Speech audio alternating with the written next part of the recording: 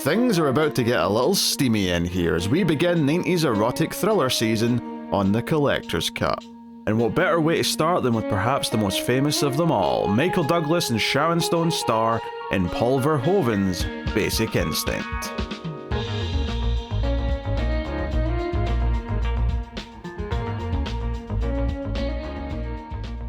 Welcome everyone to the Collector's Cut. I am Peter, and joining me as always is David. You know I don't like to wear any underwear, don't you, Peter?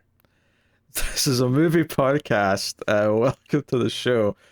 We do seasons of reviews here, as in we work through a franchise, we work through a director filmography, we work through a subgenre, which is what this one kind of falls into. Today is the beginning of a new season. We begin 90s erotic thrillers, which was voted for by our patrons between a couple other options. But this is going to be 7 episodes of steamy, but murdery, but steamy, but murdery goodness. Basically everything YouTube does not enjoy having on its platform. So, yes, today we start, and we're basically going through in chronological order, I believe, of release. Although I think the first two are both the same year, so maybe they're flipped around, but if that's the case, it's not by much.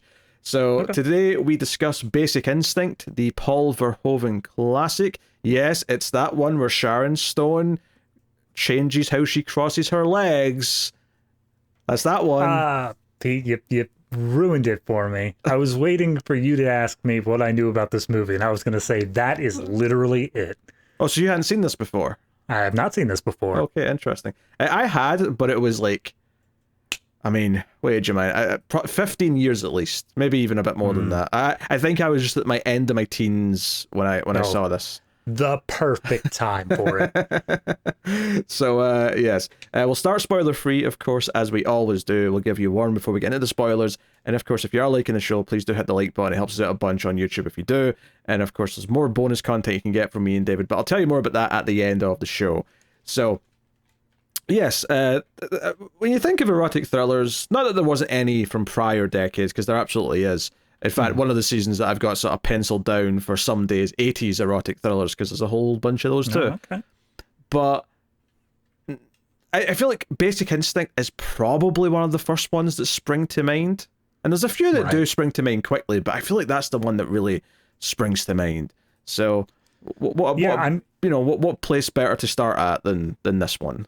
Yeah, for me, it's either Basic Instinct or Cruel Intentions. One of those two are the ones where if you tell me what's the sexy 90s movie that jumps to mind, it's one of those two. Yes. Although Cruel Intentions definitely veers a bit more towards a teen audience, I think. It's like it's like a sexy, raunchy movie, but for more, like, you're just old enough to watch it and no more. Right? It's that kind of movie. Yeah.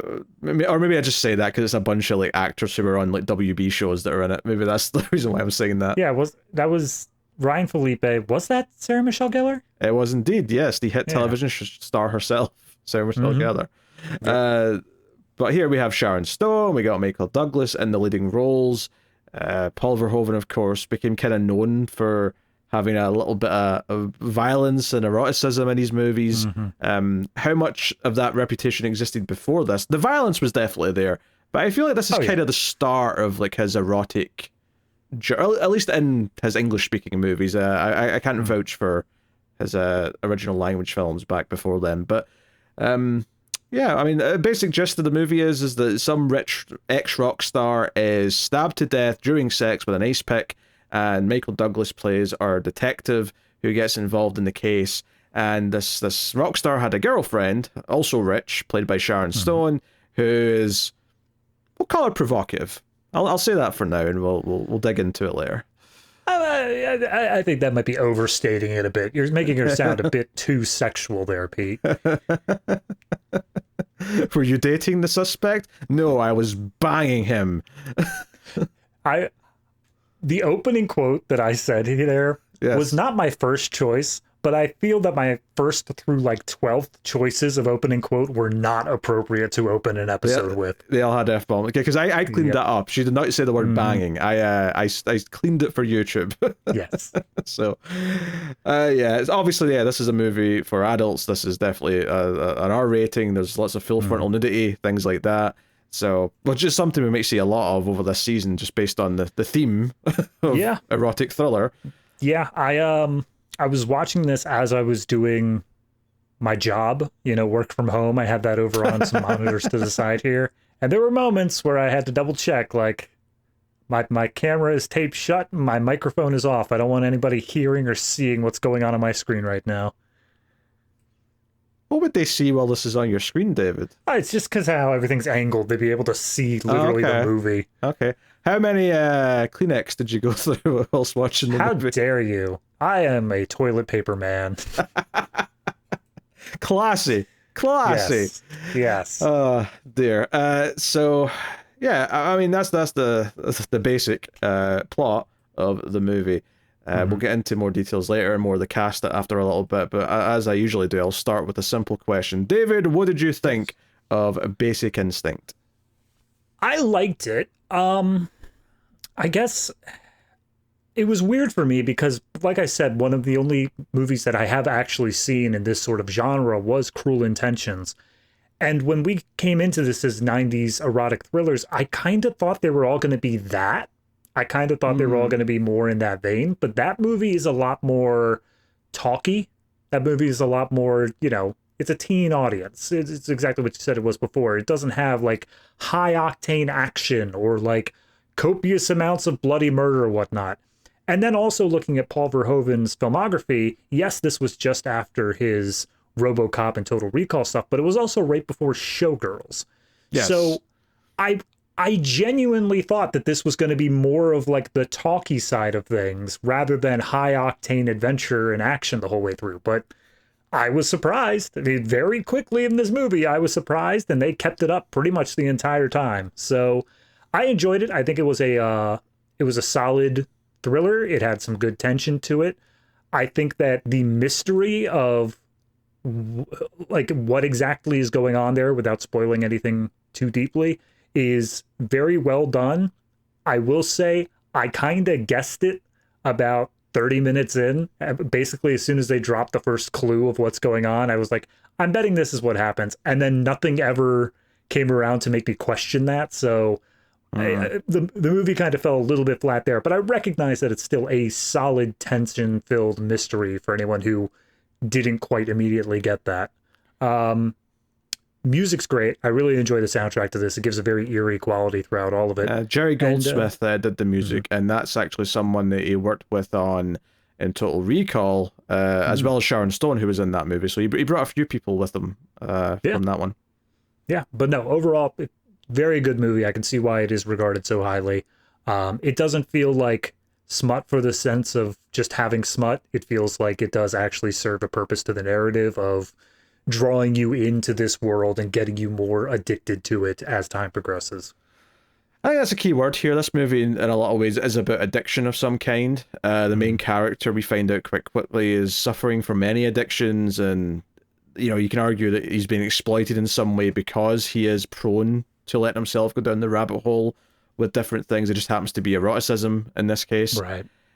So that's something we'll talk about. But yeah, I think the movie's good. It's not my favorite Verhoeven by any stretch. I think it does suffer from being a little bit, the backstory and the mystery is just a little bit on the convoluted side, which I think is something we might dip into a bit here with these erotic thrillers. They tend to have a little bit of that going on. There's definitely other 90s movies I can think of immediately, erotic or otherwise, that have like the answers to the mystery being like, oh, there's like 5 extra steps here that maybe are just a bit too much, and kind of just rob it from some of the actual sort of impact that it might have.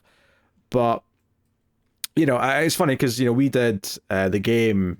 It was a Patreon episode, admittedly, but we did that when we were doing Fincher movies. We did The Game with Michael Douglas, and that was a movie that frustrated me a lot because it was a lot of Michael Douglas reacting to things, and there's a little bit of that in here where things keep kind of getting thrown at him a little bit, but this has more of a sort of solid character baseline where it's like, okay, we can kind of like sort of examine how it's affecting him and how he's reacting to certain things, the web that he's getting into. I definitely think it's a more interestingly directed movie. It is a bit more, you know, the erotic element of it, like it's there. Obviously, it's got its appeal just at the face value of, hey, there's sexy stuff in this movie, but it also works in the sense that it's kind of like the sexiness is being used to trick characters, and it's almost like it's getting used to trick the audience as well. You're too busy focusing on the dirty stuff to maybe you don't notice some of the clues the first time because you're too busy being hypnotized. Too busy jacking it.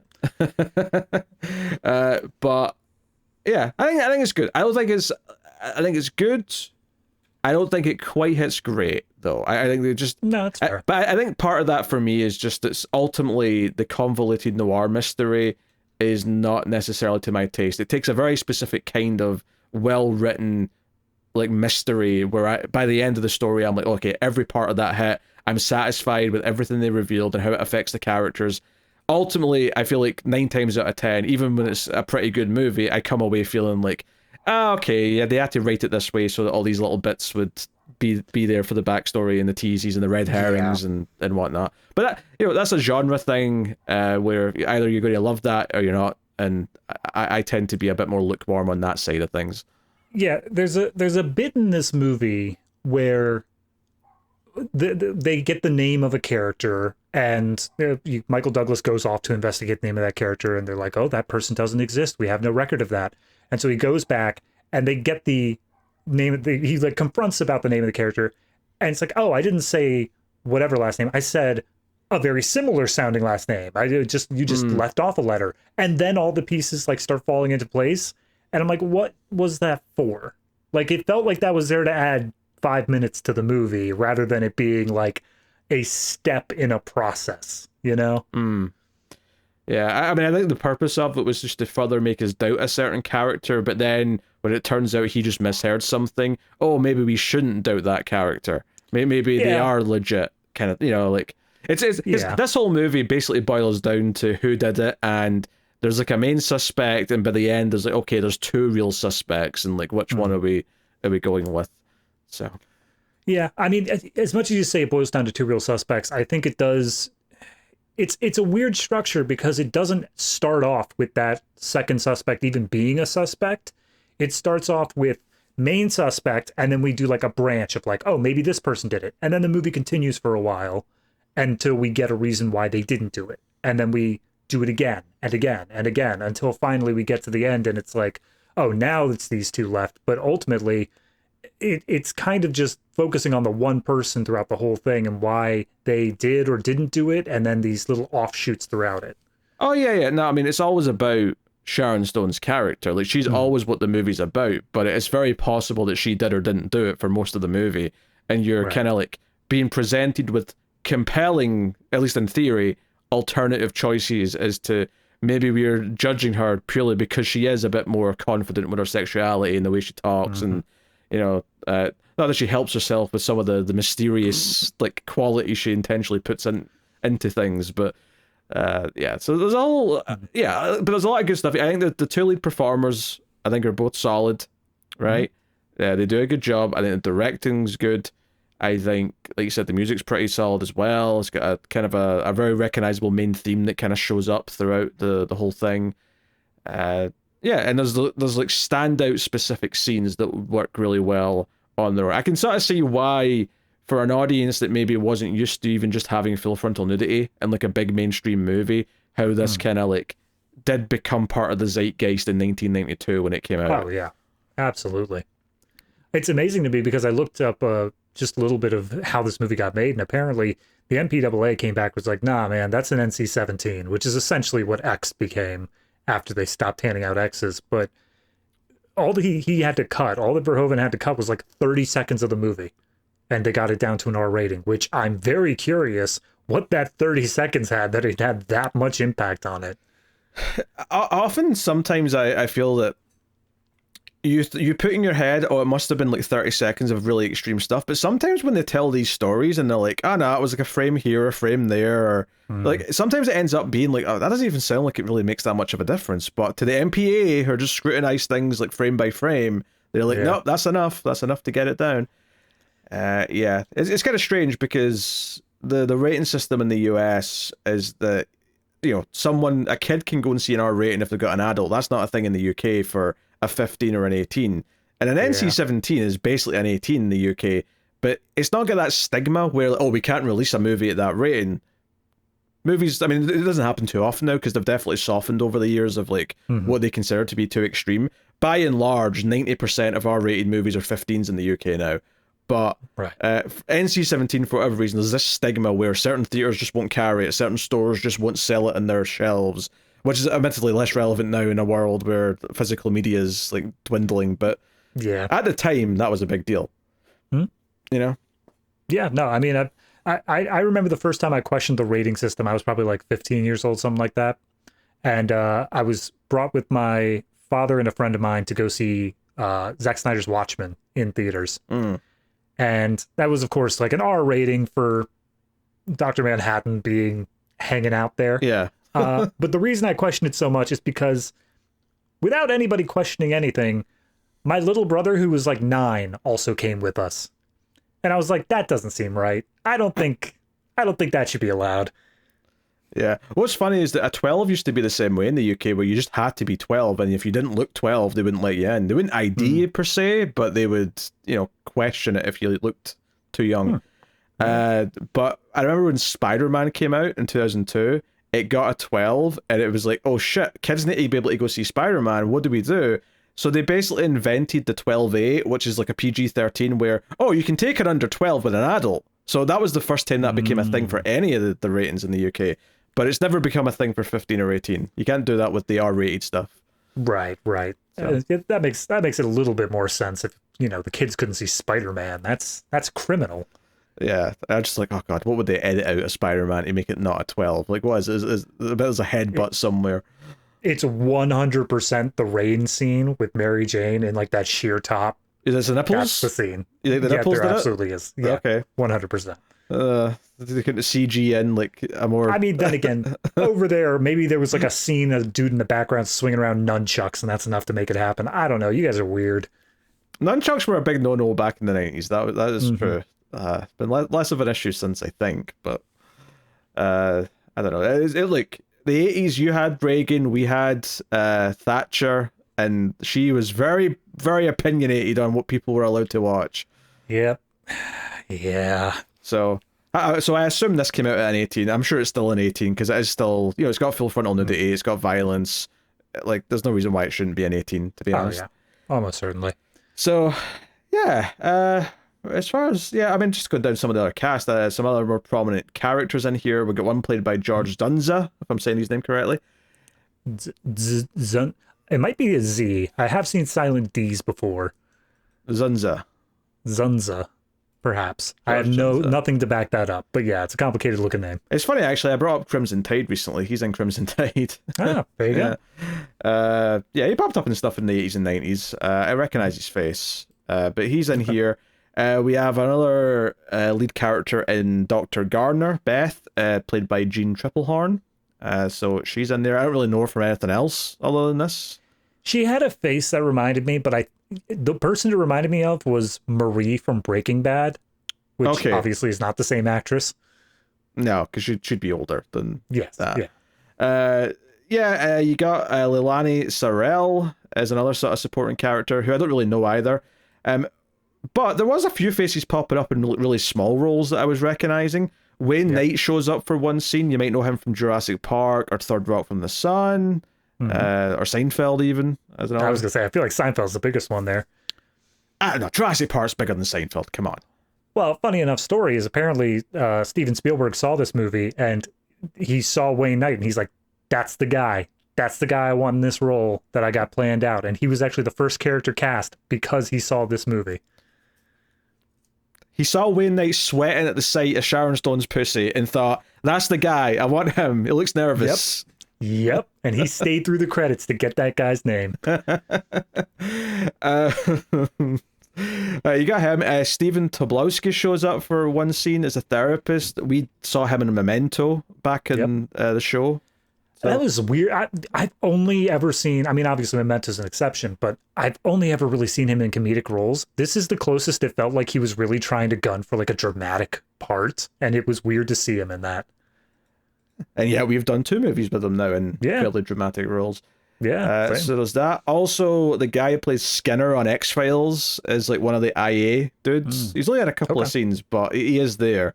So yeah, there's a few faces that you've probably seen in other movies from this time period, or maybe TV shows that pop up.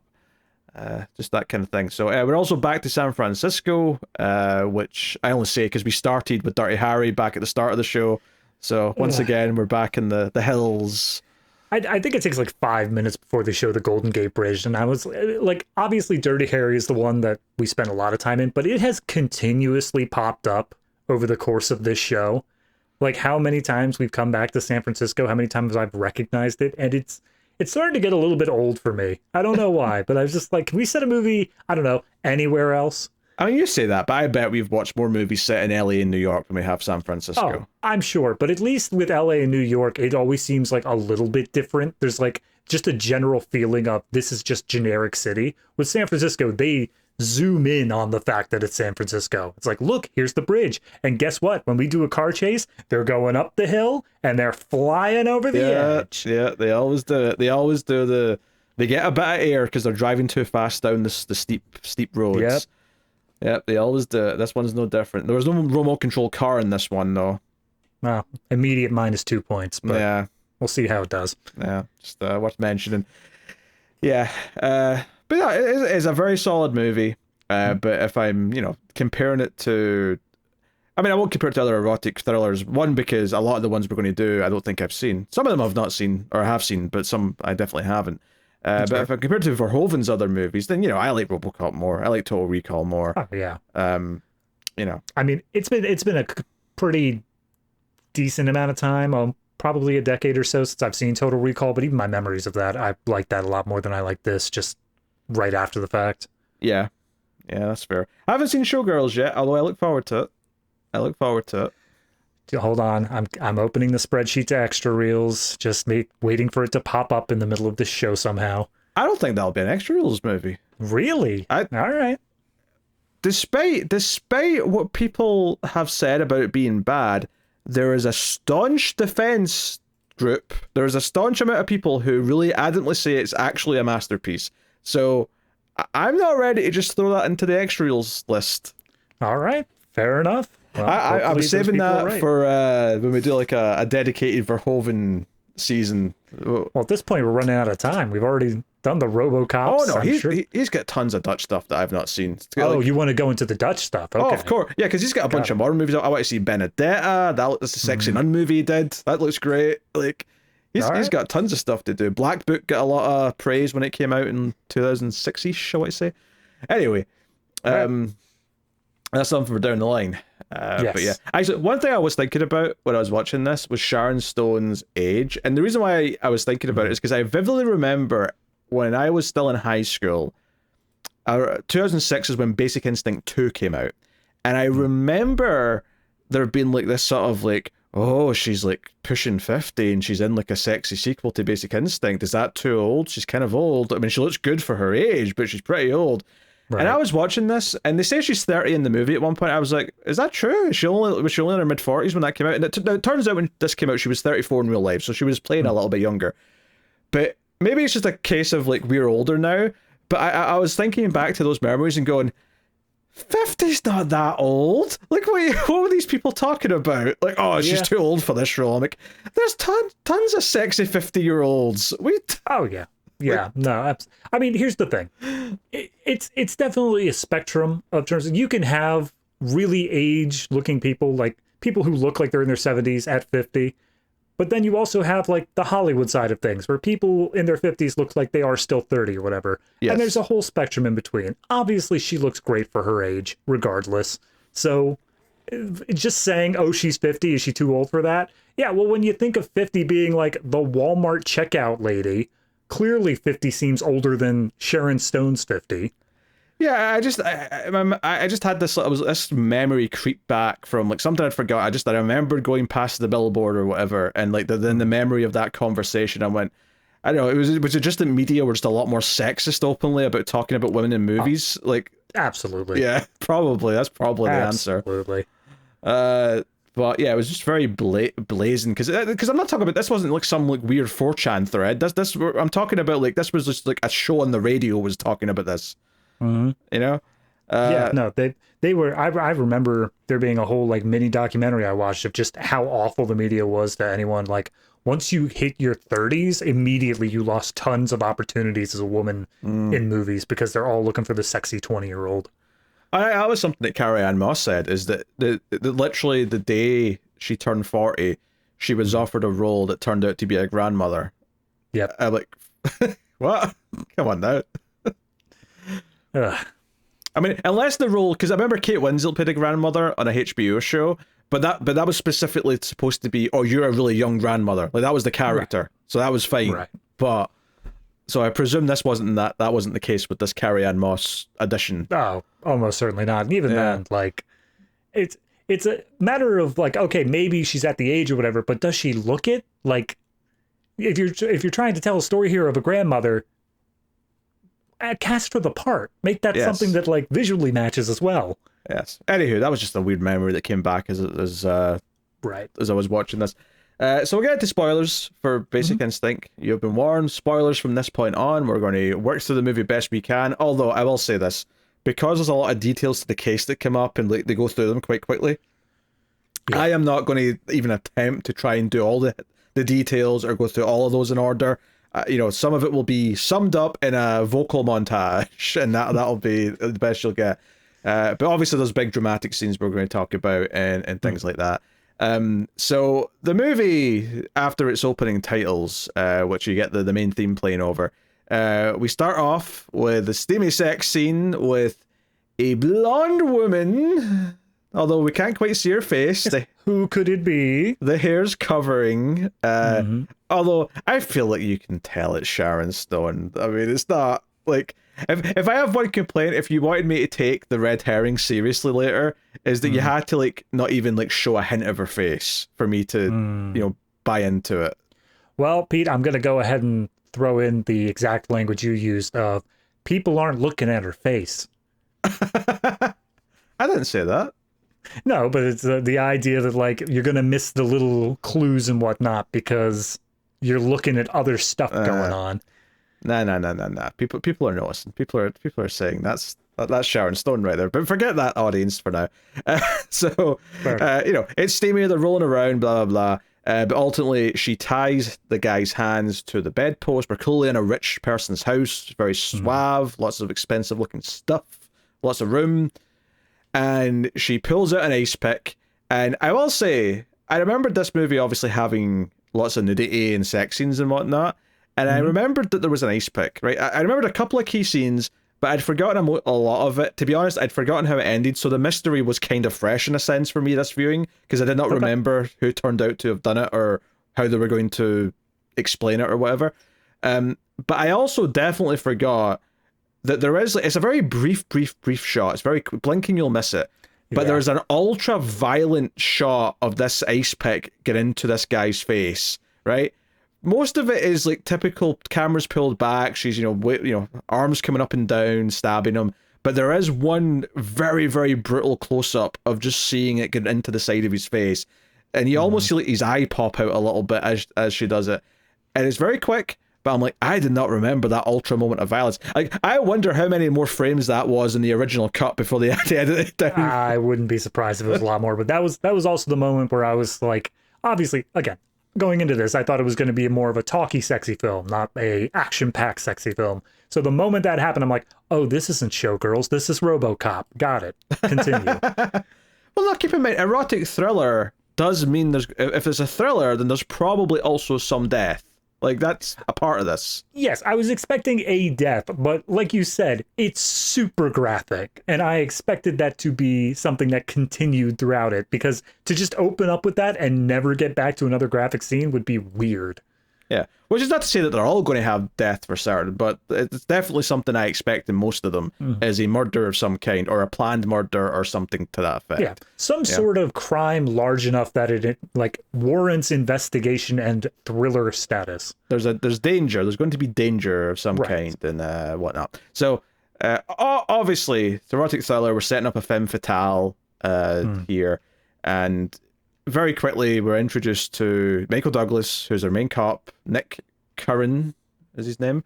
Yep. He shows up with his partner, Gus, and they come in. And Gus is great. I like Gus.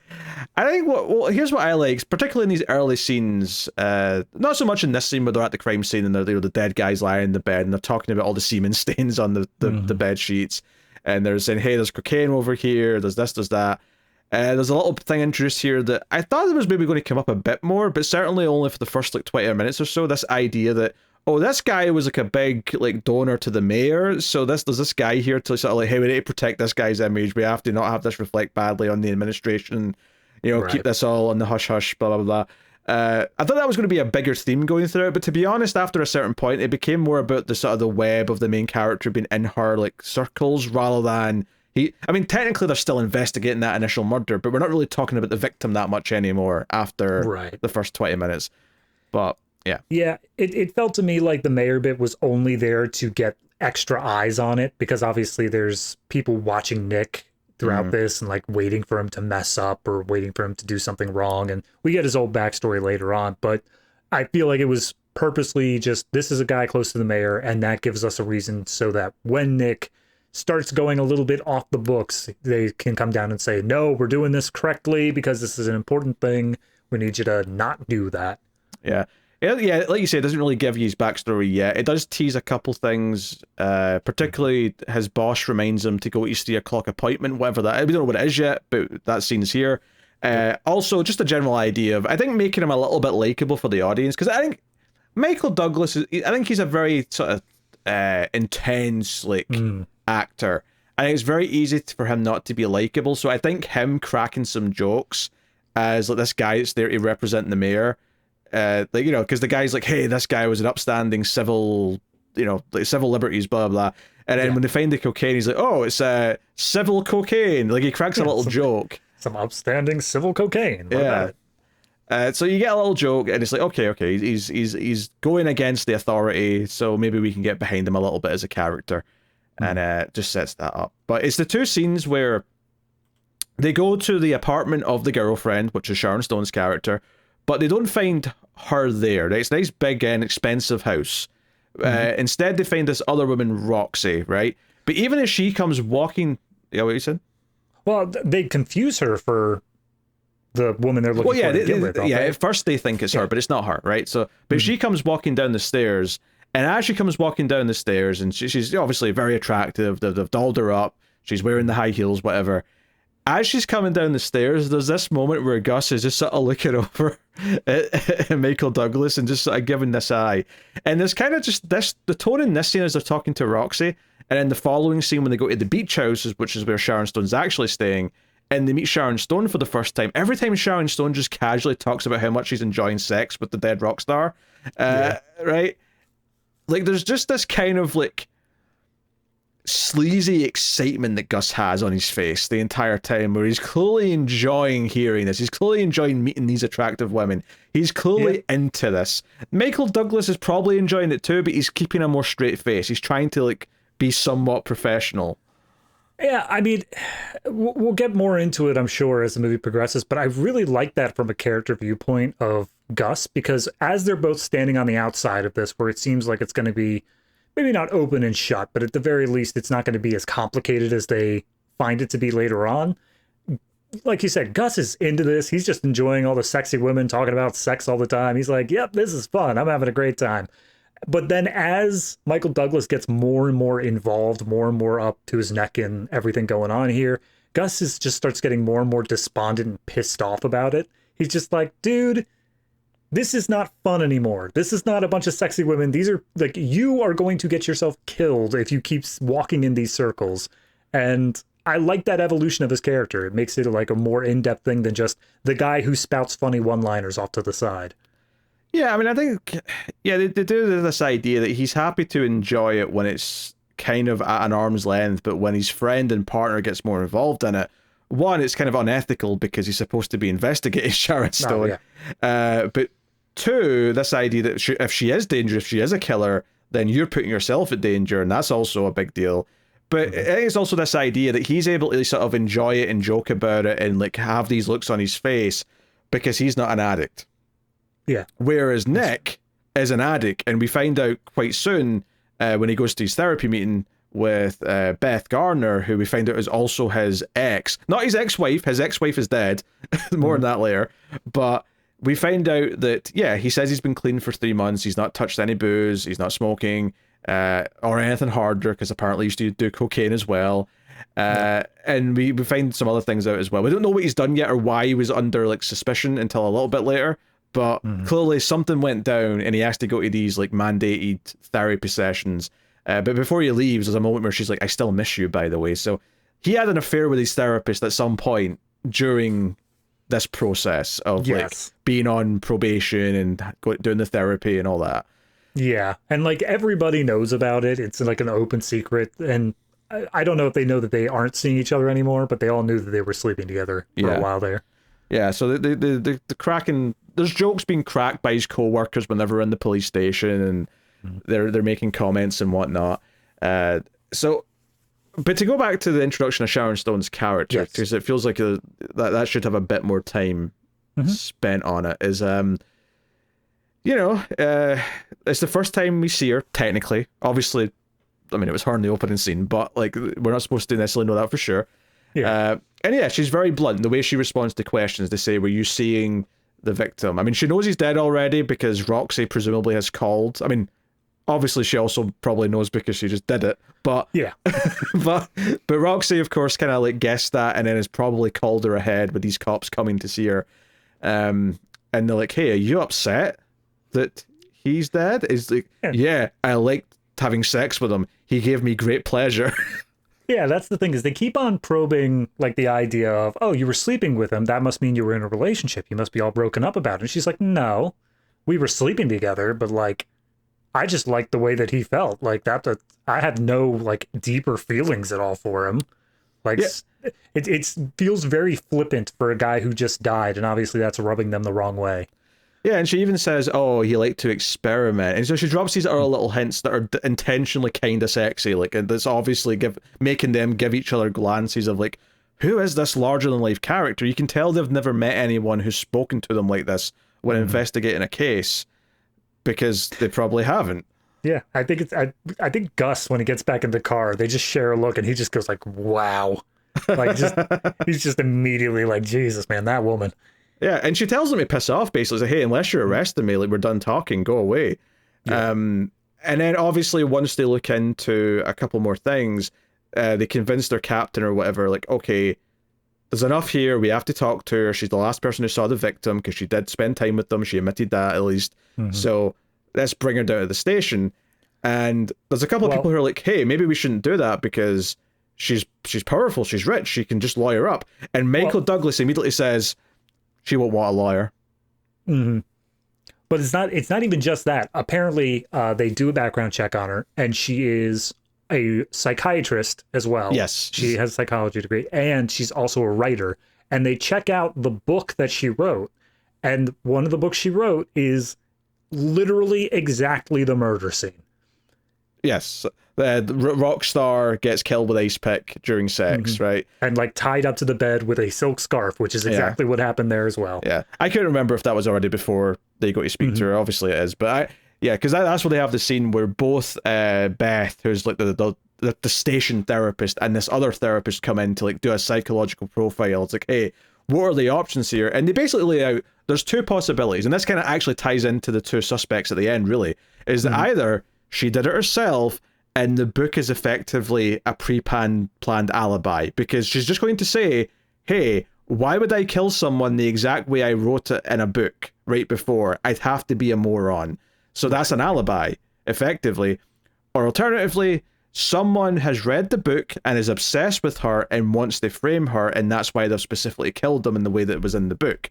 Either way, we're dealing with someone who is very, very, like, still psychotic and, like, very passionate and focused and whatever, right? Because she would have had to have written this, like, months before she even committed the murder. She would have been planning it out for over a year, pretty much, in order to get this to all go off without a hitch. Yeah, they said, like, the book would have had to have been finished 6 months before it was published.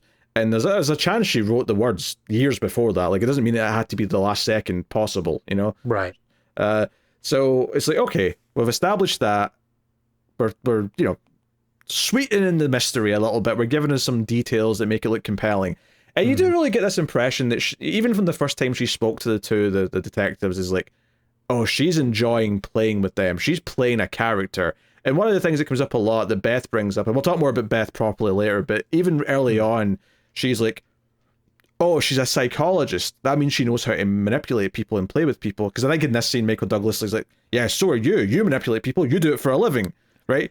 He's very pissy about that. This movie does such a disservice to psychiatrists. I don't know what the writer has against them. It's just like, nah, they only exist to manipulate people and have sex with their patients.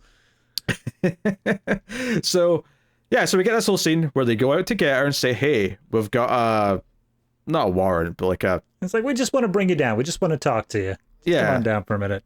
Yeah. And if you don't come, we will arrest you because you're resisting questioning. So it's just like, okay, fine. Come in, wait a minute, let me get changed into something more appropriate.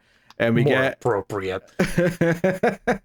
So she changes out of whatever she was wearing into the white outfit she's going to wear at the police station. But notably, two things here that are important. One, as they come out of the house and she goes off to go get changed, Michael Douglas notices police clippings about himself sitting on a table, and it says, you know, cop cleared of tourist shooting or something to that effect. Exactly that. It's like, okay, all right, okay, we know this now. We know that he shot an innocent tourist somehow, some way, and that's why he's been forced to go into, you know, a rehab style thing and therapy. Internal and whatever. Affairs is looking at him and all that stuff. They don't like him, and you know, I think it comes later, but this idea of the nickname of Shooter, the IEA guy keeps calling him Shooter because of this.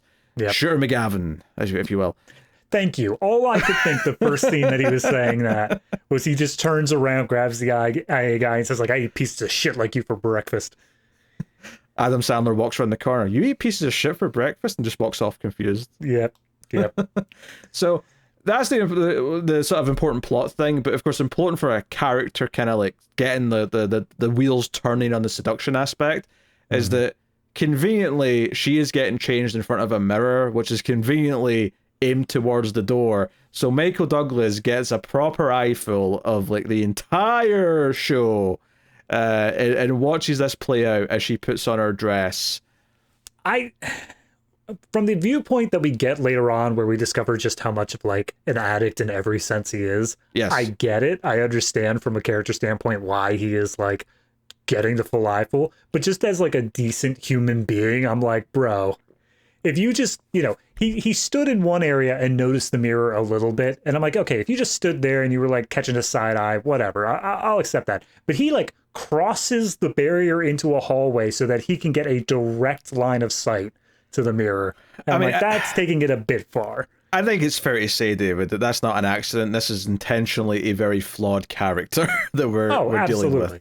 Absolutely. As we learn more about him, obviously that's a character flaw moment. But just at this point in the movie, I'm like, Jesus, man. Like, I imagined her turning the corner, immediately realizing the situation and just being like, you absolute pervert, get out of my house. No, and it's very clear that she knows he's watching. Like, she's kind of references it later on a little bit. But as soon as they get into the car, she starts prodding at all of his addictions that he's over. You know, mentioning not drinking. She, you know, brings up smoking and says, oh, you quit, good for you, it won't last. She's like, do you have a cigarette? And he's like, no, I quit. And she pulls out her own cigarettes and it's like, you want one? And keeps just kind of prodding at these things, and he kind of laughs it off and whatnot. I think this is also the first time she mentions she's writing a new book about a detective who falls for the wrong woman and he dies as a result. It's like, hey, this is a warning sign. This is the red flag. You're supposed to know that this is dangerous now. But of course, that's part of the excitement, is the danger of her, right? That's part of what makes it exciting. We don't ever cut to him, but I like to imagine that that's the moment where Gus, he hears that line and he's like, I'm out. I'm checking out of this. It's too much now. I don't want to end up dead. So we get the famous scene that running the trend actually of doing movies on this show that David knows one famous scene from a movie and it comes in the first half hour. Yep. And I'm just left in the dark for everything else. Yeah. But yeah, she comes in. She says she doesn't want a lawyer. She's fine with that. Why would I want a lawyer? I've got nothing to hide. Turns out she definitely know, Sharon. She definitely has nothing to hide. But I think this scene is really important, right? Obviously, it's famous for the sexiness of it, right? Mm-hmm. Right, where she's crossing her legs and she's not wearing underwear. And all of the men, there's 5 men in the room, and they're all catching a glimpse of her muff, I'll just call it. I'll be polite, right? I guess that's a Scottish polite. Over in the US, it's still kind of off. I mean, it's more polite than some of the other words that I could be using here. You could just go full scientific, her genital area. Oh yeah, let's make this clinical, because that'll sound great to listen to. Right? But yeah, so she, clearly everyone's listening to this to hear 2 dudes in their 30s using sexy words like that. I've got a sexy accent and they might be into it. Yeah? Let's see, who shares your sexy accent? That's right, Shrek. That's a fake Scottish accent. Mike Myers is a goddamn Canadian, alright? Gotcha. It's also a hate crime. I was unaware of that much, I'm so sorry. Okay. Anyway, so she's crossing her legs, and I think the big thing for me about this is that I think it's showing how much she's enjoying controlling the room. I think she clearly loves in this moment that she has, they're the one interrogating her. There's 5 of them lined up in a dark room. They've got a light shining on her, and somehow she's the one with all of them wrapped around her finger. She's controlling the conversation. She's answering questions confidently. She's breaking the rules, something that obviously comes back up later, but this idea that she's not supposed to smoke in here, and she just kind of laughs that off and says, what are you going to do, charge me? Right? And just keeps going and answers the questions how she likes. And as mentioned earlier, Wayne Knight's because he asks a question and she gives an answer about either experimentation or whatever. Yeah. And he really liked to experiment, and Wayne Knight's just like, what kind of experimenting? And she's like, what kind are you thinking of? And he's just like, He does this little moment where he just kind of has to wet his lips because he's realizing he's dry. He's like, what about masochistic stuff? Did we ever into that? Did you tie him up? And she's like, no, he liked to have his hands free. But then so it keeps going, and it's like, okay, this is setting up a few things. One, this idea that she enjoys being smarter than everyone else in the room, controlling the room, especially men, but although to be fair, it feels like she also likes controlling other women as well, based on other parts of the movie. Yeah. But also this idea that she's been informal with Nick, because she keeps calling him Nick. She keeps speaking to him directly as if she knows him, to the point where every other guy in the room after this meeting are like, how do you know her? And he's like, I don't know. I just met her with Gus the other day when we were doing the investigation. I don't know her. But she makes it seem she's pulling out stuff about the tourist stuff as well. Like, she's getting deep. Yeah, she's researched, and again, there's hints of that with the newspaper. So, they've set that up, and then she's like, hey, do you want me to take a lie detector test? Let's just get through this.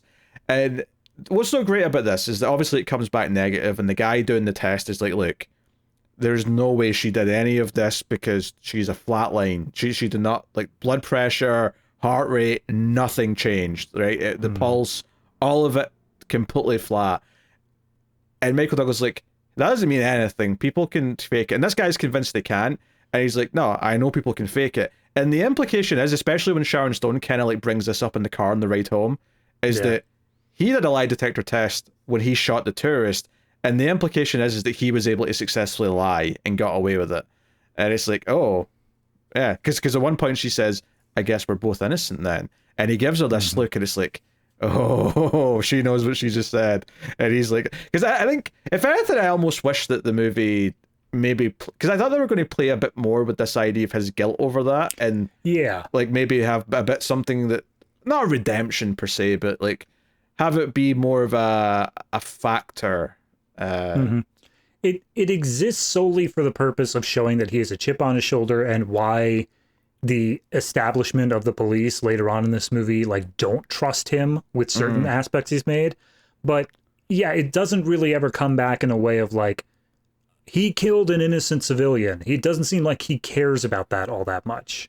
Well, it's just the thing. I think he does care, and there's a moment later on where I thought this was where it was coming back in, but then it never really came up again, where Gus, halfway through the movie, says to him, like, are you getting close to or not caring if you die because you've got some kind of death wish because you feel, bad about killing those tourists? And I thought, oh, maybe he's hinting at something there. Maybe that's something to think about and explore. But I will say I don't really think anything else in the rest of the movie ever really kind of made me think of that again or made it feel like, oh, I mean, obviously he does kill someone that he then later thinks is innocent, at least briefly, whether or not he sticks to that belief or not. So I got my own problems with that scene, but yeah. Yeah. But there's just that element of it, though, where he takes a shot at someone because he thinks they're dangerous and then thinks they're not after the fact. And then the guilt of that. It's kind of a callback to what he's done in his past. Yeah, it honestly, it feels more to me like a subplot that got trimmed rather than something that didn't originally get fleshed out. Like, it felt like they knew that there was something that was going on there, and they have some certain hooks for it, certain keys. And like you said, they pay it off at that scene of when he shoots someone else, but it doesn't feel like the middle part of the movie really explores that at all. Yeah, I mean, the best I can say is that, Sharon Stone's, like, playing of him is part of that is this idea of, like, we find out that she's associated with lots of other people who have killed someone in some form or another under the guise of book research. And maybe that's true, that part, but either way, she ended up sticking around with them. I wonder if him having killed a tourist, whether or not it's a very different scenario to just someone who just straight up murdered someone, it does kind of paint this idea that that's why she's drawn to him in the first place, and perhaps by the end is maybe even interested in him again. It's almost like a renewed interest because he's killed someone else or something, Yeah, I mean, much later on in this movie, she actually spouts off the line of saying, like, well, murder's not an addiction. You can always quit. And I like that from the viewpoint of it kind of combines those two plots of her being interested by murderers and hanging around them, her idea of control and whatnot, but then also coinciding with the addiction subplot of him saying, he's got all of these vices, smoking, drinking, sex with Sharon Stone, but it's not something that murder was ever one of those things. It's something that he does actually feel regret over to some extent. I just wish they explored that side a little bit more. Yeah, I mean, I think by the end of the movie, it's clear that murder is her addiction, and her saying you can stop if you want to, because it's not like drinking or smoking, is her, I don't think she thinks she's lying, but it is a lie. Right. So anyway, back to this. Again, there's a lot of details because it's a case with twists and turns. And the one that I wanted to bring up in the investigation is that she does specifically lean in when they ask, "Did you kill this rock star guy?" She leans in and she says the exact line of, "Yes, I wrote the book. Wouldn't it be stupid for me to do it in the same way? Clearly, that's my alibi." And they're just like, "Well, we figured she would say that, so yeah, that's an alibi." Yeah, they predicted that to a T. Absolutely. And of course, when she's done, she's like, "Hey, could someone give me a lift home?" And Michael Douglas says, "Yeah, sure." And that makes every other guy in the room sort of turn their head a little bit like, well, why doesn't just Gus go with them? If they think there's something sus about it, have them go as partners.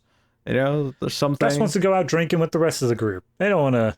They all want. Honest to God, I think all of them wanted to go down to the bar together and just be like, "Can you believe that she uncrossed her legs? Oh my God." Dear. She's a force of nature, which that's one of my favorite things about this movie is how much of a force of nature she is. Like everyone stops and takes notice. No one is prepared for the impact and like the sheer audacity of who she is when she like comes storming into that police station. I think it's one of my favorite things about what makes this movie work is she is just this like presence that everyone has to stop and take notice of. And part of it is manufactured on her part. She wants to do that. She wants to be that. She's good at it. But that's kind of like them reacting to her in any way, whether it is the moment where she crosses her legs or just that feeling of like, can you believe what she's like afterwards? Like all of that works so well. It's one of the things that make the movie really does work. But even with that idea of her being a force of nature, that just carries over this stronger impact of like something that strong, like a force of nature. If you get too close to it, it will ruin your life. And you can immediately see that unfolding with Michael Douglas. And he has addiction problems. He goes to work. And of course, it's this night after he drops her off. And I already kind of mentioned most of the main beats of the conversation in the car on the way home. Yeah. he goes to the bar with the other cops, and like immediately Gus is like, "Oh, dude, like what's going on here? Like, what's up with you, you and her?" He sits down, and the bartender's like, "You want a water since you're off the drinks?" And he's like, "Nope, get me a double scotch." Yeah, I think that's because honestly, the mystery part is a bit convoluted. What does work, I think, pretty well is this part of his character story where. Like the idea that she ignites in him all of the old addictions immediately comes flooding back, and she becomes the new addiction, and it's like he's going down this rabbit hole yet again. I think that all works really well in this. Yeah, I also like it. We'll get to it very shortly here, but I like that we also get the exploration of Beth, who is the flip side of that. She's also a psychiatrist, but she's trying to help with the vices. She's trying to keep him off of this stuff. And like we talked about their earlier scene together when they had the appointment, is that he goes through and he says, "I'm not drinking, I'm not smoking, I'm not doing that." And it gives us kind of a push and pull because obviously he had a relationship with Beth as well. She's trying to keep him clean. Now Sharon Stone's coming in. She's the more tempting option of just basically pure hedonistic fantasy. I mean, and it's this back and forth between the two. It's not even just that. Like, she obviously, yeah, she looks how she does, she acts how she does, and that's all very tempting to him. But it's this idea that Beth is saying, "Don't do all these other things that you like doing," and Sharon Stone's being this literal devil saying, "Do them." Yeah, do everything you're not supposed to do. Feel the pleasures of the flesh. Which, by the way, later on, he falls asleep watching Hellraiser 2, and that's not an accident, because that whole movie is about... was that Hellraiser 2? Yeah, Hellraiser 2. And I never even put it together in my head that there was a thematic link to it, but there actually kind of is, because that whole movie's about seeking out new forms of pleasure, and regardless of the consequences. So, well done, Verhoeven. You got some horror movie taste. It wasn't a deep pull, but it was a proper one. Good job. It was a proper one, yes. So, yeah, there's this confrontation here because the IA guy, Nielsen, like, calls him shooter, gets in his face, mocks him for drinking again. And by this point, Beth's walked in the bar and she starts standing over to the side. Michael Douglas kind of loses his shit a little bit, but she comes over and tries to defuse it. And ultimately, it ends with her, him saying to her, "Hey, do you want to get out of here?" And she says yes. So they go off together. And that's kind of where the scene kind of winds down. Which leads to a scene where they're at her place, and very quickly, it's like clear things are about to get, possibly go down the rabbit hole of sex. But he acts differently than he's done before. He's a bit rougher. He pins her against the wall. He rips her shirt open. He's very passionate, but very rough. And she's somewhat going along with it. Although I will say there is an audible no at one point, which, it's one of those things that through the modern lens, it's not okay. But obviously with how the scene is structured, she was, by the end of it, fine with it. So I don't know. It's weird just through a modern lens. Well, I don't even think it's weird in the sense that obviously it's wrong, right? Like, there's an audible no. At that point, he should be like, "Hey, okay, what am I doing wrong?" Or stop and say whatever, right? But I don't think it's weird in the sense that I don't think it's against the. This isn't like another movie from the past where I think it's meant to be like treated as like, oh, this was a romantic thing that he did it even though she said no. I think this fits the story of the character that he crossed the line and did it anyway. This works in the story that this is wrong. Yeah, that makes sense. Yeah, I guess I just would have wanted a stronger reaction from her afterwards, because the moment he actually like penetrates, she just enjoys it. Like visually, you can see her being into it. So I that's the point that makes it a little bit weird for me. But to your point though, afterwards she doesn't feel that good about it because she says that wasn't making love. Why are you like that? And admittedly, there's a wrinkle there, which is maybe the implication is that she's suspecting that he has got this fire in him because he's attracted to Sharon Stone, and that this is all like he's horny because of her, and all of this is like sort of playing on how Sharon Stone has been talking about sex and has been like presenting a certain lifestyle, shall we say. Yeah, I think her, like, they're just sitting together, and then her exact words, like after she says you've never been like that before, she says, "What was she like?" Yes. And then brings up Catherine. So yeah, it's 100% this thing where she knows he's thinking about her to some extent, and I feel like that was the part that upset her more than him being forceful in general. I agree with that, but I'm throwing it in there though because it is there as well. Right. You could argue that that's part of it, but yeah, it does come across more she's annoyed for why he's acting like that rather than like anything he did specifically. Yeah. So I mean, I think the scene again is good because it works for like, okay, he clearly has this, like I say, fire in him. I'll call it, right. That's this desire that he's now taken out on her, and it goes the way it does. And it's not a romantic scene. I think that's something to point out here is that it doesn't come across as like. Well, that's kind of the thing that I think was implied earlier on is that their relationship was kind of just a stand-in for his addictions. It was kind of like he was having sex with her in order to get past his addictions or whatnot. And then once he managed to get past them, they kind of just fluttered off like it was something that didn't need to happen anymore. But now that he's been reintroduced to this new addiction, this woman that he wants so badly, he essentially has to reignite that again. He has to use her for this addiction process, and he's essentially doing this strictly so he doesn't get involved with Sharon Stone's character. Yeah, that's just his way of trying to stay away from Sharon Stone in a way. Yeah, because she definitely says at one point, "Oh, we've had sex 15 or 16 times," which, I mean, at that point, would you still be counting? But yeah, whatever. Yeah. But that definitely implies, though, that it wasn't a relationship per se. It was more kind of what Sharon Stone said about her own relationship at the start, actually. It was more about just screwing, and that's all it was. Even though she clearly cares about him more than Sharon Stone cared about her, quote-unquote boyfriend. Yeah. But this definitely feels like it's reaching this crossroads where she does care about him. It bothers her that he's thinking the way he is because of this other woman. Obviously, there's a lot more to it than that because she does know who Sharon Stone is. Yeah, that's mentioned in this conversation that apparently they went to Berkeley together and she just ran into her a few times. There's more to that, of course, that we'll get to later, but and that also could maybe paint some of the ideas as to her reaction here, is that if you are believing later on that that Beth herself might actually be the killer and she's the obsessed one and the crazy one, then you could read this as, oh, she's upset that the woman she used to be obsessed with has lured the man she cares about away from her. Like, if you want to go back and read it a different way based on that potential outcome. Obviously, I don't believe that outcome at the end, but that's something you could read this as in your mind as you get new information later on. Yeah, that's fair. But yeah, the scene ends with Michael Douglas. She's upset that he was thinking about her. He says he needs a cigarette, and she's like, "I thought you quit," and then storms off. Because obviously it's that same sort of thing of she's trying to get him to not be giving into these addictions, and therefore once he says he needs a cigarette, it's this like, oh, okay, well, but if you're not going to listen to me. There's this new seductive person is telling him to do all these things. Like, why not, right? Give in to all your vices. Give in to her. And that's kind of where we're going with that. So, yeah, and then next day he looks like shit because he's been up drinking and whatever. And they can all tell. I think they says something about like, oh yeah, it seems like you got some psychiatric help last night. Wink.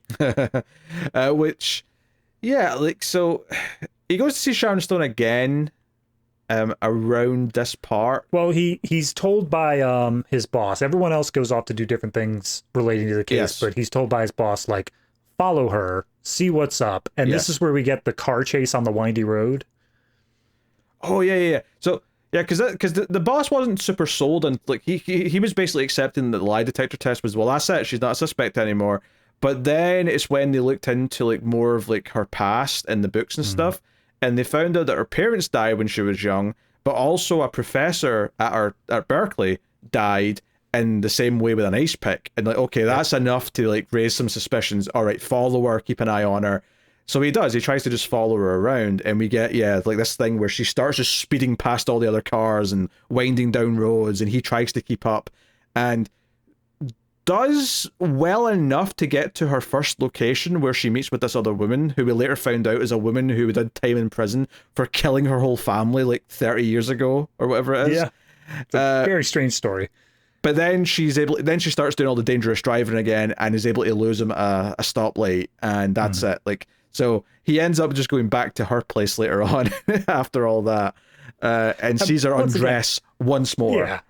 once again, he's just standing there, just in the middle of her yard as she has these giant ceiling to floor windows, and she just strips down naked because, of course, she's got the expectation of privacy. But he's just sitting there watching the whole time, and as the lights go out, he's like, all right, guess I should leave. You say that, but I know. I think she knows that she might be getting watched, and she wants to be watched by him here. That's like, again, that's part of this movie's charm here, and the part of the mystery that I like about it is you really are never sure how much Sharon Stone really knows.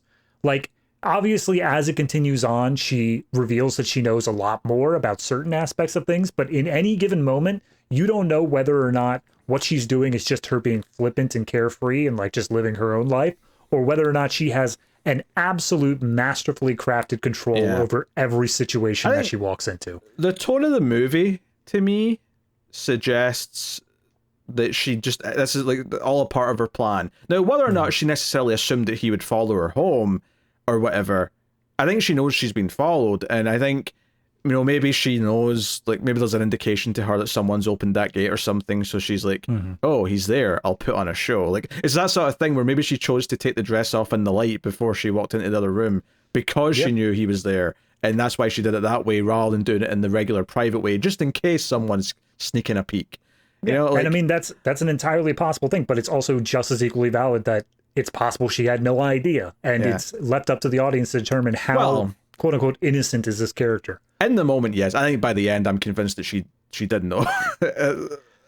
I don't know. I've got a toss up here. I've got a few different competing theories. I'll give you this one. This particular moment could just be her getting undressed because she's alone, and it's not an intentional thing. But I would say 90% of what she does is very calculated in this movie.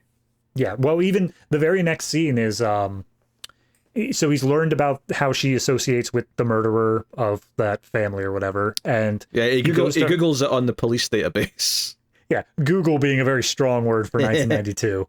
But yeah, he goes to her house, and as he walks in, next to her like typewriter, she's got all the police clippings there of even more stuff about him, saying like, "Yep, this cop who shot tourists and he's found us and all this stuff," and he's like, yeah, that's not unsettling at all, that you've just got my whole life story painted out there. Yeah, and this is where we lean like super heavy into the seduction after this point. Yeah, like nothing happens in this scene, but she does get really close where it's like they're almost about to kiss, but it's just kind of like sort of right in his face as they're talking, and, you know, whatever. But yeah, she basically reveals some different things she knows about him here, and she talks a bit more about her book and whatever else. But it's the one. Go ahead. Yeah, I was gonna say, it's this night, right, where Nielsen, the IA guy, turns up dead, right? It's later this night. Oh, I mean, much later on, yeah. But yeah, no, the one bit that gets revealed here that Sharon Stone knows that like is genuinely surprising is she somehow knows about his ex-wife being like committing suicide. And that's the part where he like flips out and he's like, what the hell? How could you possibly know that? Like, that's not... Yeah, and that was a genuinely shocking little thing because there was no indication before this point. Like, I thought that Beth was just his ex and that was it. But then it's like, oh no, he had a wife that killed herself, and that was like tied to all that shooting of the tourists that happened. Yep. And we never get like a concrete story of what happened. I mean, it's implied he was on something and that he took a bad shot, obviously, but we don't ever get like a play-by-play or like, you know, what really happened that day. It leaves it open for your, you know, your brain to fill in the gaps. It's an interpretation thing, like everything else in this movie. Of was it actually an accident, or did he intentionally shoot somebody? Was it all just drug fueled haze? Like, it's never directly said. But because Sharon Stone knows about this, immediately first off, we see that Sharon and Roxy apparently are like live-in lovers together. I guess. Yeah. She comes out and they kiss, and it's a whole thing. Yeah. But then Michael Douglas makes his way to the police station, barges into Beth's office, like slams the door behind and be like, "Who'd you give my file to? Because there's no possible way that she should have known any of that." Yeah, and then he goes and confronts Nielsen when she says Nielsen knows about your file, and you know, grabs him, and other guys have to pull him off of him. And basically, it makes it look like he wants to kill him, which is important because Nielsen's going to turn up dead that night with a gunshot in his head. And basically, this gets Michael Douglas suspended as a cop for a while, just in case that he has anything to do with it. But there's a couple of scenes that take place at his apartment when this like is going down. This is where he's watching Hellraiser and stuff. It's also a scene where Beth comes over, and notably, they talk about her having a key to his place, which she has like a Bart Simpson on her key ring. And that was just like, oh my god, The Simpsons has been running for so long. Yep. This is a movie from 1992, and there's Simpsons merchandise like in it. It's weird though, because if you really think about it, if you see any Simpsons merchandise, it actually dates it specifically to this era. Like, despite the fact they've been on TV for so long, only the early 90s would have Simpsons merchandise. It's wild, because obviously there's like mainstays in pop culture, like like superheroes or like Mickey Mouse from Disney or whatever, like this, or Bugs Bunny and Looney Tunes. Right? There's mainstays that just always stick around in some form, but Simpsons effectively is just a TV show. It's just been going on for so goddamn long that it just like, I don't know, it's wild to think about. Yeah, wild, absolutely.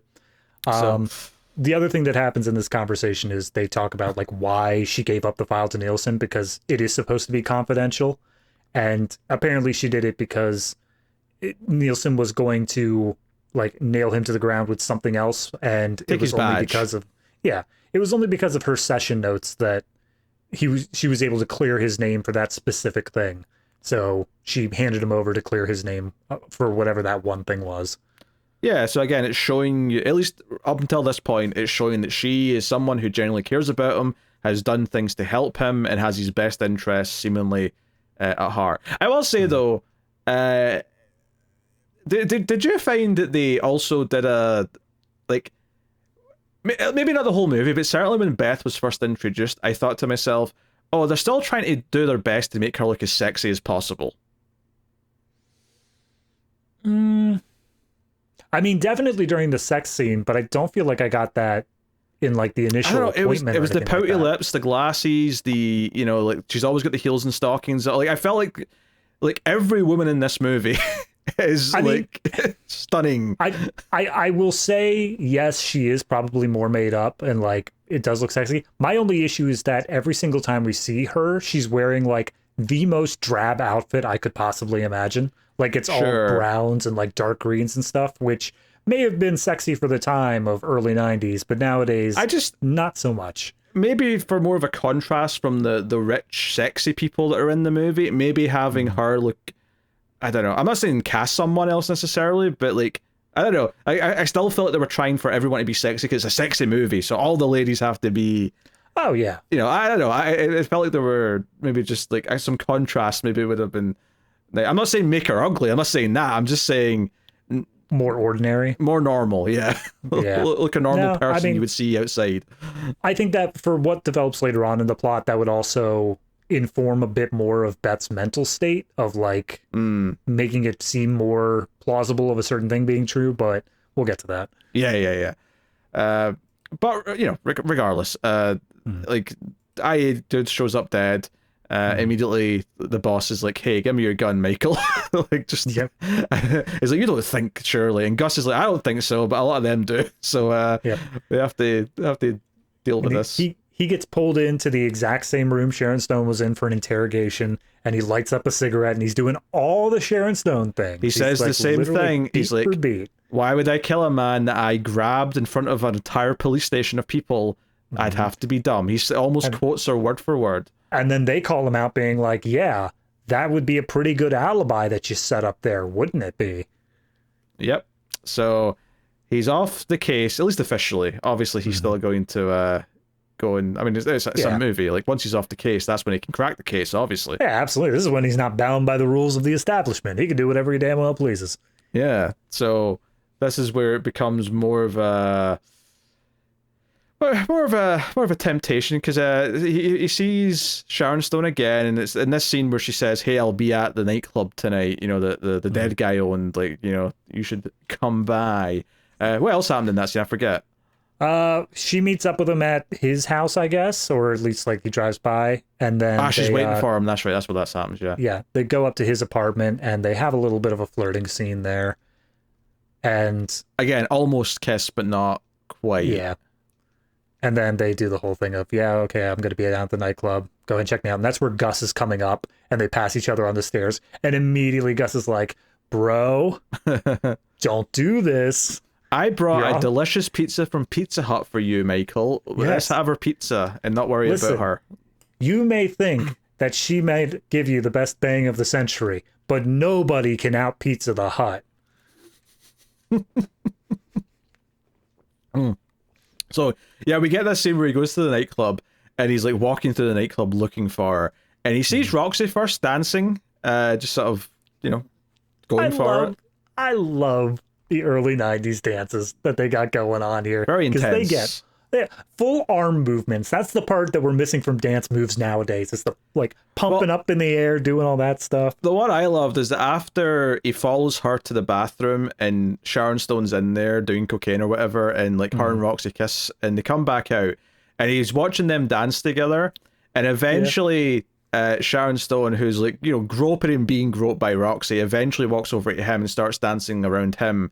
There's a moment where they're starting to dance properly, and it cuts back to Roxy, and the thing she's doing, where she's sort of going like that with her head to the side, but she's looking in their direction the whole time, really angry and jealous.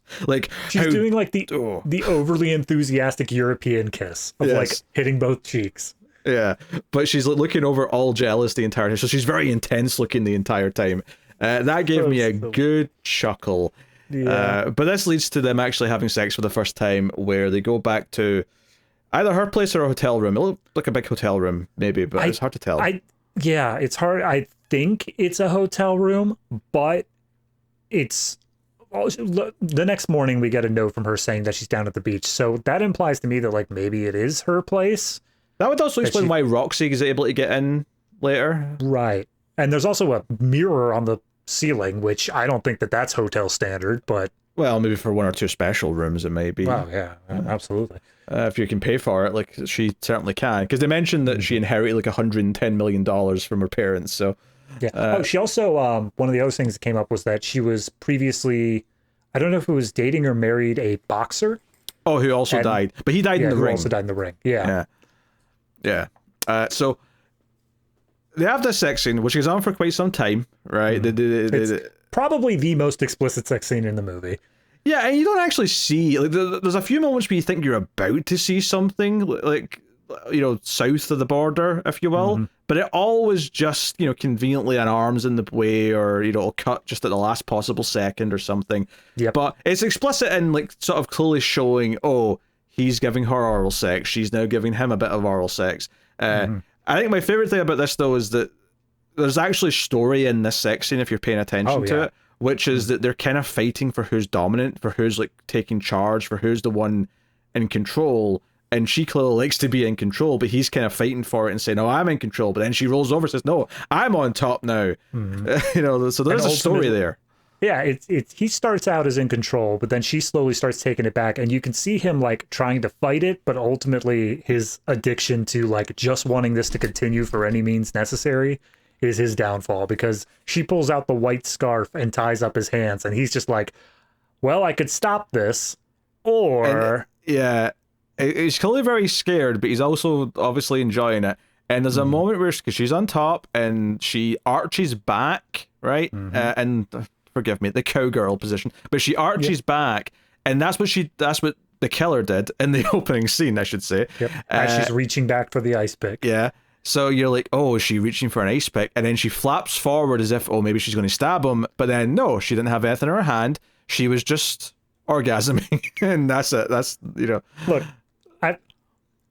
I won't say that I've played the field heavily. I haven't gotten hundreds of people, but I have never encountered somebody who violently flings themselves forward onto you as they finish. That is over the top. And honestly, if I were in Michael Douglas's position right there, I would have freaked out and been like, "You knew I was terrified and you still did that. That's no, bad. Don't do that." Yeah, but she likes that he's terrified. That's oh yeah, absolutely. That's what's did it for her. And later on, he says he liked it too. He's like, "Well, yeah, that was part of the fun, wasn't it?" Yeah. I have a question. Did they both finish at the same time? Because that's them done now. Yeah, either that or he finished a minute earlier and she was just kept going. she was getting every last bit of energy out of it as she could. Yes. Yep.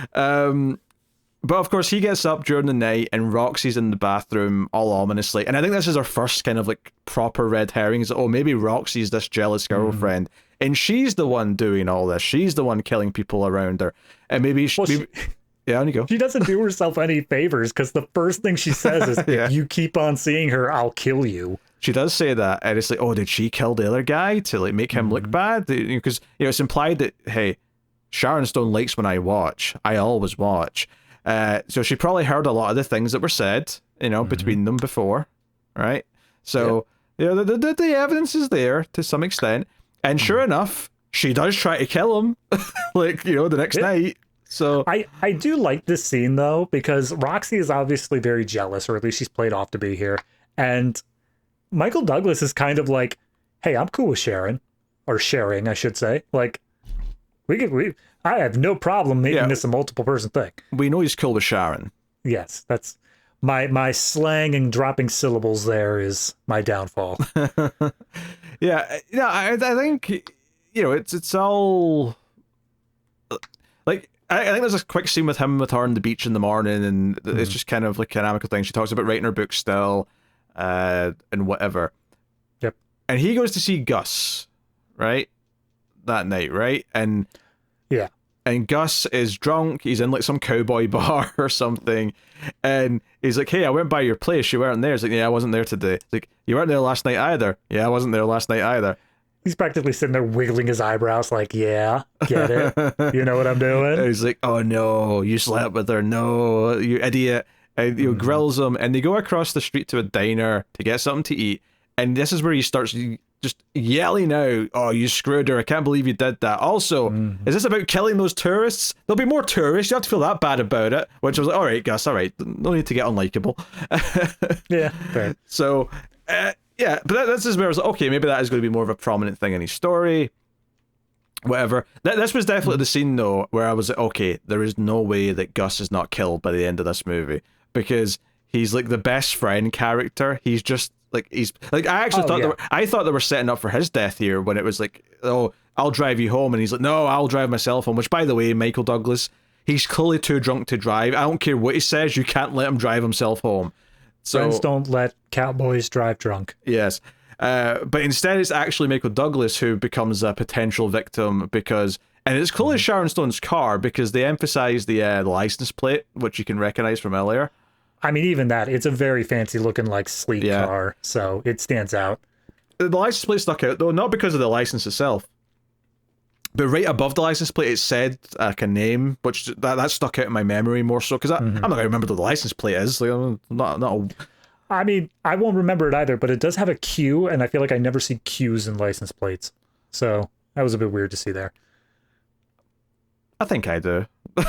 Yeah, different country and all maybe that. Maybe it's just the way that they stylize it, because it's like the Q doesn't reach the bottom of the frame and like matches with the rest. It goes halfway down, and then the little line for the Q reaches down to the bottom. So it just looks really out of place on the license plate. Yeah. But yes, we get our second road rage scene of the movie. Although Michael actually gets hit with a car first here. Oh yeah, he goes over the top, and it's not like he was expecting it and he like leaned into it. Nah, man, his knees get swept out. He's not okay. Yeah, I think, again, like, I'm not saying that this is scientifically accurate, but I will buy in the context of the scene that she's pretty close because she's sneaking up on him slowly, and she doesn't really have that much distance to actually speed up enough to make it a lethal hit. I mean, that's my logic anyway to go along with it. I'm willing to accept whatever, because she comes back again, he dodges out of the way, and that's when she peels off and he gives chase in the most San Francisco chase scene you've seen this decade.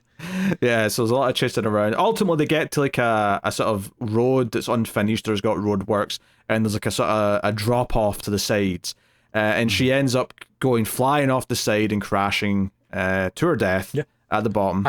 I do appreciate, though, the reason that she peels off to the side is that they're playing a game of chicken where, they're coming at each other from opposite sides. And Michael Douglas keeps on, like, swerving to meet the car and, like, getting in the way of it. So it ultimately becomes a thing of, like, who's going to give up first? Who's basically got the bigger death wish is going to be the one that survives. Yeah. Which ties into, one, the idea that he maybe has some kind of a death wish because of his past and what he's done, and maybe he's okay with, like, burning out fast because he doesn't maybe think he deserves a long and normal life.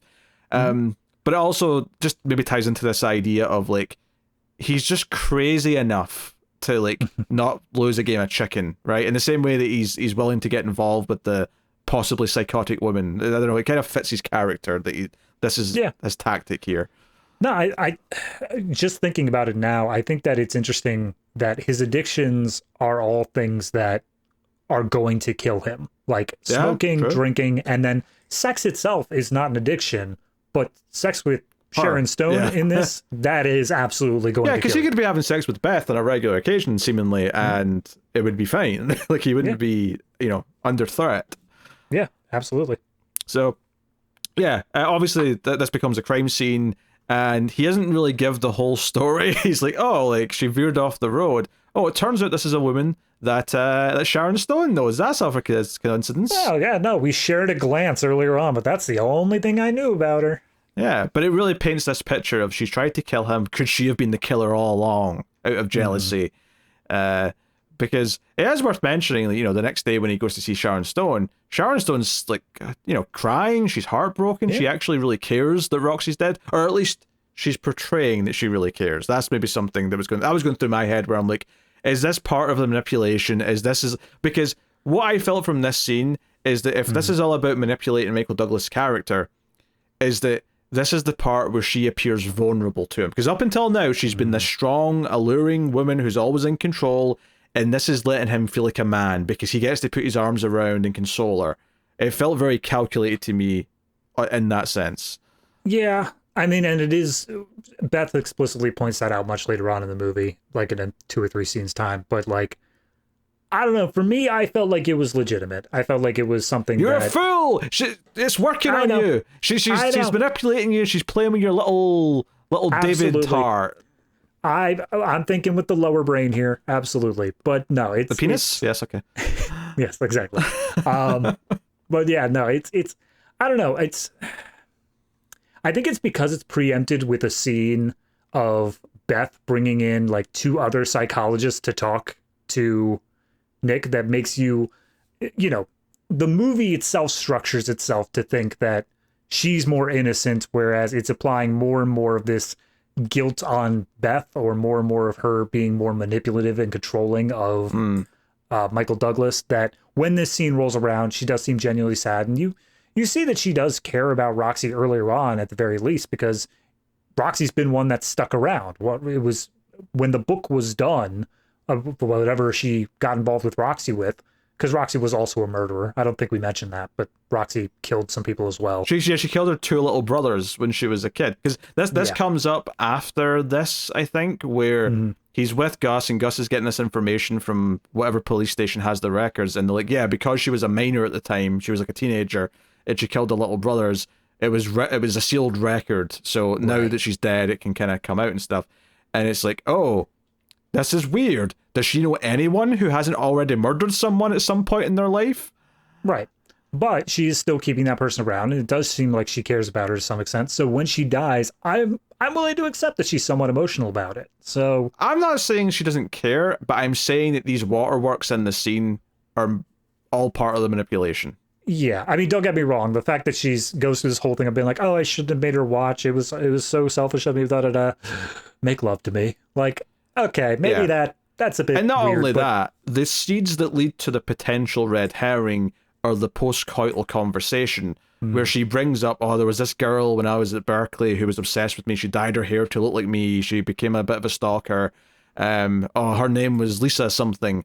So like all of this is all part of the plan, as the Joker might say. Yeah. So that sets up all that stuff, and that sends him down this rabbit hole of chasing up this Lisa character.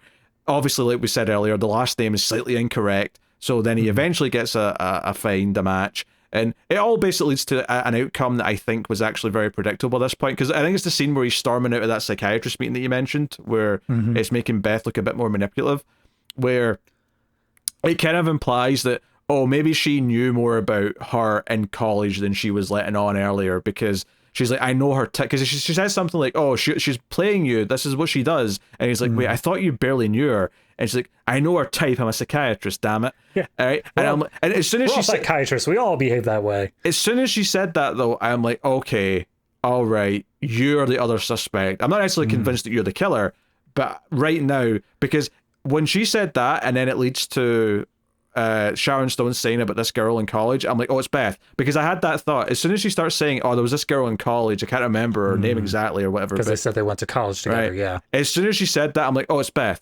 Right? That's it. Like, that's going to turn out to be Beth somehow, some way. And sure enough, right. There's a whole thing where they check the driving licenses and like she changed her name and here's the photograph with her blonde hair and her current hair. It's Beth, right? Mm-hmm. Yeah. Well, going back, I just want to say the moment where I first suspected Beth was during the part where she tells why am I blanking on his name? Was it Nick? Nick was his character name? Yeah. Nick, yeah. He tells Nick about how she knew her back in college. Like the moment that was said, I was like, okay, we've got a history there. She knows something about her. Clearly this is meaning to be suspicious. And then every single other time we see like any sort of hint towards Beth or anything of showing how she behaves around Nick, it's always just furthering that point. Even when she says as she's walking out, like, oh, you know, she's a psychiatrist. She like likes to control people. And before Nick even said it, I'm like, you're a psychiatrist. You're just incriminating yourself here. That's 100% the same thing. Which is why her being the scapegoat is the perfect alibi. I mean, all right, you know what? We'll get to it. We'll get to it. We will end this review with that. We have fundamentally different ideas as to how this movie ends. Okay. That's fine. I am on the other side of the fence of where it's very clear you are on. So we will get to that when we get to it. Okay, we could talk about it. I feel like this is like Total Recall over again, where Tara was wrong and I was right about what that movie was. I'm sure Tara agreed very deeply with that. Deep down, she did. Yeah, she knew. She knew it in her soul. Anyway. So anyway, where were we?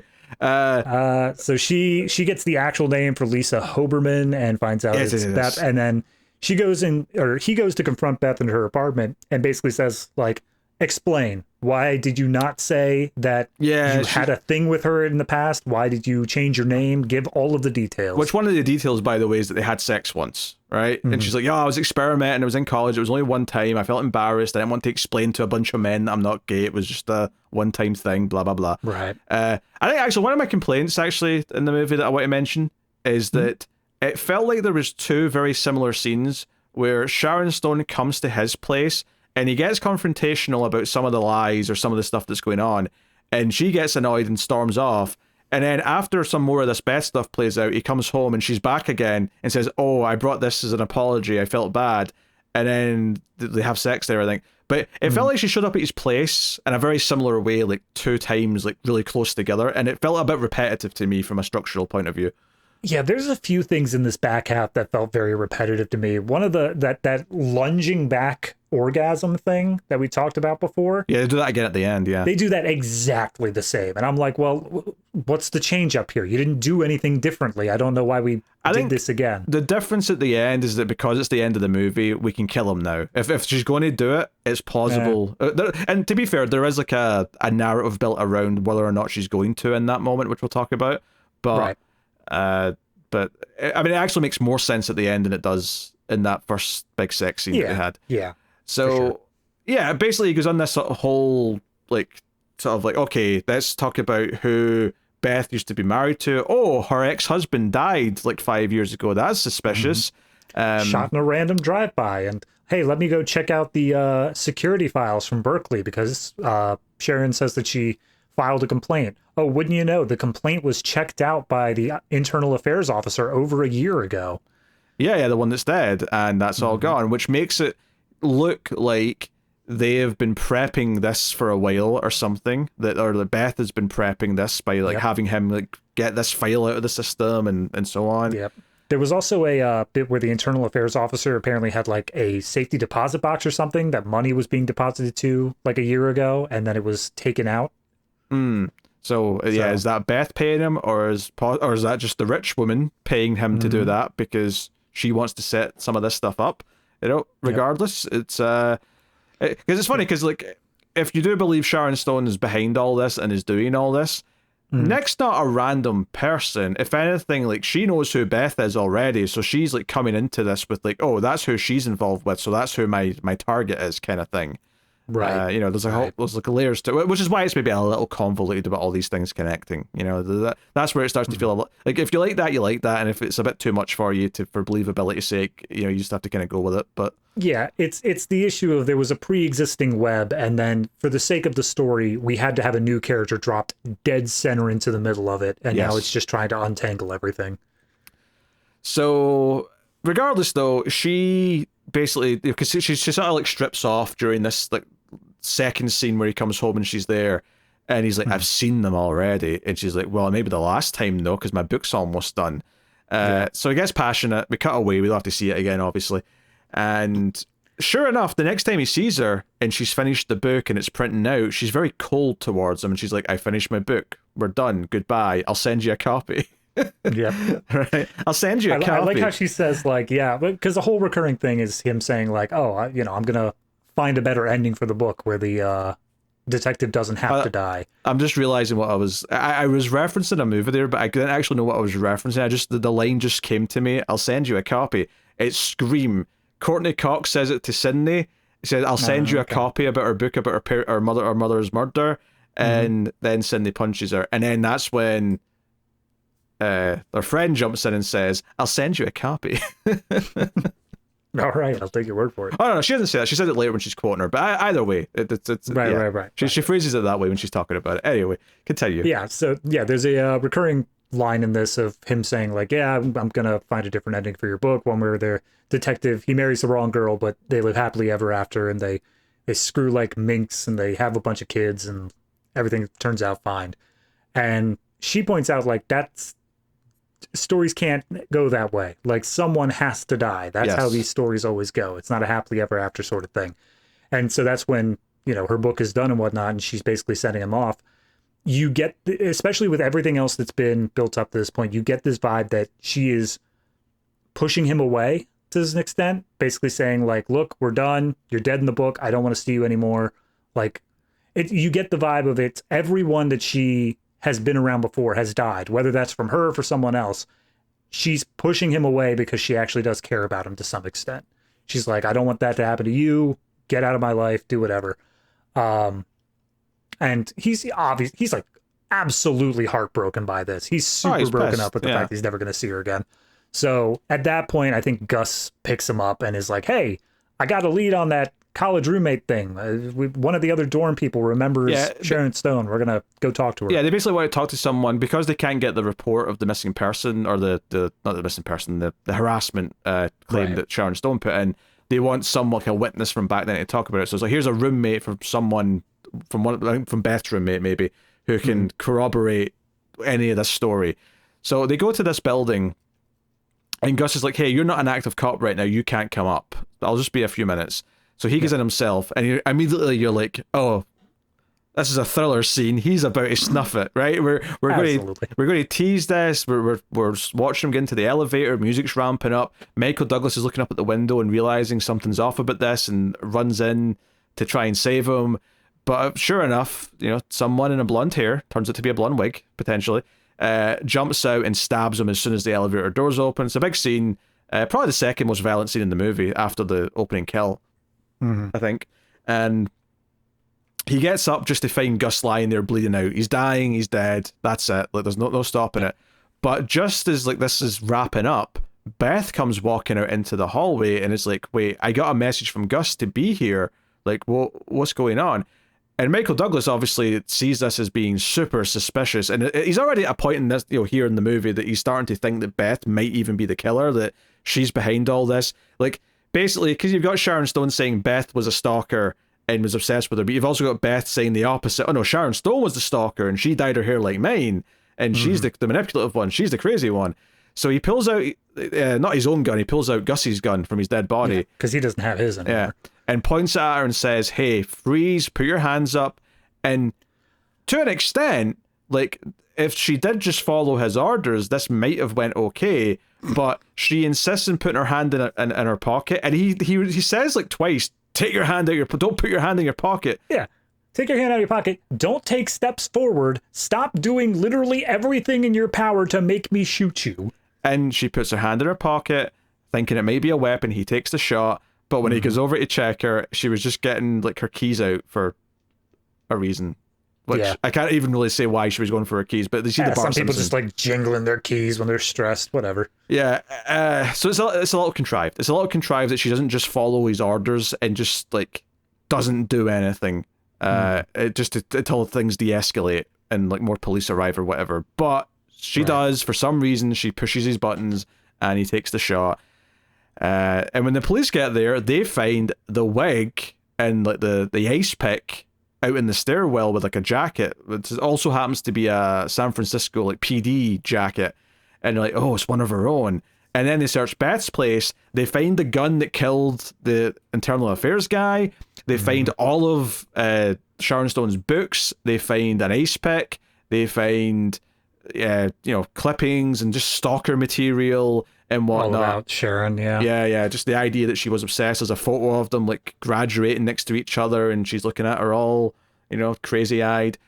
And it's like, okay, this feels like it's all wrapped up in a neat bow. But the entire time on Michael Douglas' face, you can tell that he's not quite satisfied by all this. It feels like he's like, okay, this feels all a bit neat. Like, he's been pulled and pushed in both directions like throughout the entire movie so much that this just feels like, is this just the end of the plan? Is this just the alibi coming together and that's it? It's done. Yeah. Kind of thing. So, yeah, like, but that's, we're not done obviously in the movie, but this feels like it's wrapping up the crime. All the other cops seem to think, yeah, we've done it. Like, because I think his boss is like, you just never know with some people, and just shakes his head. He says that, and then he like turns to face Michael Douglas, and he's like, no matter how well you know him inside and out, and like does a little thing to basically say like, yep, and you were having sex with her, and I'm like, bro.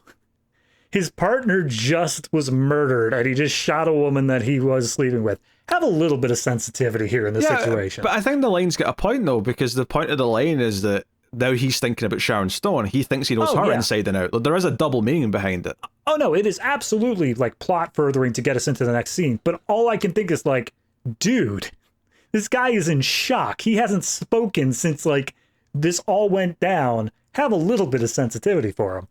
Yeah, and sure enough, when he goes home, Sharon Stone's there, waiting for him. She says, I heard what happened. Like, do you want to talk about it? Do you want to whatever? And she goes in on the whole thing of like, I didn't want to lose you too. I've been losing people my whole life. Everyone I've cared about. Teary-eyed. Blah, blah, blah. Yeah. I've lost Roxy. I've lost my parents. I've lost my professor. All these people. My boxer husband. Yep. Like all these people. They're all dead. So ultimately, they end up having sex, right? And they're in bed. They do the whole thing again where she's like, oh, is she reaching for an ice pick? She's not. But the important thing at the ending is after the sex, where they're lying there in bed. And the conversation comes up again where she's like, hey, what now? And he's like, I don't know. Let's have sex like minks. Have some rugrats, live happily ever after. And it's when he says that she sort of turns over and is leaning down as if she's reaching for something on the floor. And then she says, but what if I don't want any kids? And he's like, all right, well, we'll have sex like minks. We'll skip the kids and live happily ever after. And then notably, we do a big whole tense moment where she's like, is she bringing something back up? Like when she's turning back around. But then it turns out her hand's empty and she goes to kiss him. They start making out again. And then the end of the movie, well, actually fades to black first and fades back up. It's very weirdest interesting. Fade to black I've ever seen. It's very odd, yeah. But then the camera goes down and reveals that there's an ice pick under the bed at her side that she was potentially reaching for. And the way I think this ending, goes, and how I read it at the very least, is that she was ready to kill him like she's killed other people. Right. And it's only because that he has completely receded control. He's given her control, and the one thing she didn't like about what he was saying for the future is the whole thing about the kids. And because he instantly says, oh, we can just skip that then, I don't actually care about that part, let's just keep having sex, that's bottom time. It's not necessarily, I don't know if she may not, I think she may still get bored of him one day and kill him. I think that's entirely possible. But I think this ending is absolutely, she was about to kill him, but because he basically said, no, your way is fine, we'll do it the way the things you want, that saved his life for however much time. I get what you're saying. And yes. For reading it in the way of Sharon Stone is the killer the whole time, I agree that that's what that final scene Wait, so, is. so am I to assume then that based on what you hinted at, that you think Beth is actually the killer? Here's the thing. I can't believe I'm going to say this, but we may, to settle this debate, we may have to watch Basic Instinct 2, because I've got a feeling that that's going to clarify it one way or the other. Probably. I mean, I'm sure that it's actually just been, I could just Google search it. I'm sure that there's an actual answer to this, unless it's meant to be ambiguous. But my whole thing is that here's the thing. The more I talk about it, the more I realize I don't have an answer for the ice pick. Like, the ice pick being there and that's the smoking gun. It's right there at the end. I know it is. But like every other thing, like all of the evidence being in her apartment and all that stuff, there was no indication that she was able to get into Beth's apartment at any given point. That all of that stuff was like. There's a thread for that. There's a hint. All right, what's that? Earlier on, when Michael Douglas goes to confront Beth and he's waiting in her apartment, at the end of the scene, or even when she first walks in, she mentions the door, the lock's broken, and he says, the lock's broken, get that fixed. But it's not necessarily implied. I think she assumes that he broke the lock, but we also know that they've shared keys before, and he may still have a key. I think that's a hint that the lock is broken. Yeah, I'll give you that one. Wait, hold on. I have Googled, right? I put in as Sharon. Hold on. Before you say whether or not the answer is actually true or not, let me just run through it, see if there's anything else we can work out on our own here. If there's anything else that's holding me up. I just want to know what the internet's saying. I want to know if it's ambiguous and we're actually having a genuine debate over like two intended things, or if one of us is just... Yeah, no, that's fair. Crazy. If I'm being stupid, I'm being stupid. So be it. But like, here's the thing. From the opening scene, I fully agree that was Sharon Stone on the bed that like committed the murder. But I feel like that was supposed to be one of those things where, yes, they use Sharon as like the body, but ultimately it was supposed to be either one of them. Like, it's just one of those things where like they intended the bodies to be close enough. I think that's what you're meant to be thinking when they're teasing that it's her. But I think the ending is a neon light saying Sharon Stone was the killer all along. And everything else, like everything that happened with Beth was her plan completely working. It was a perfect package. Everything that was found in the apartment just completely, painted it all out for the police. That's it. Yeah. All right. I think you convinced me. And even everything with like, oh, you're implicating yourself when you say she's a psychiatrist and that she can manipulate people. Again, this is part of Sharon Stone's plan. Like, hey, she could just as easily be the one manipulating people because like it's all there.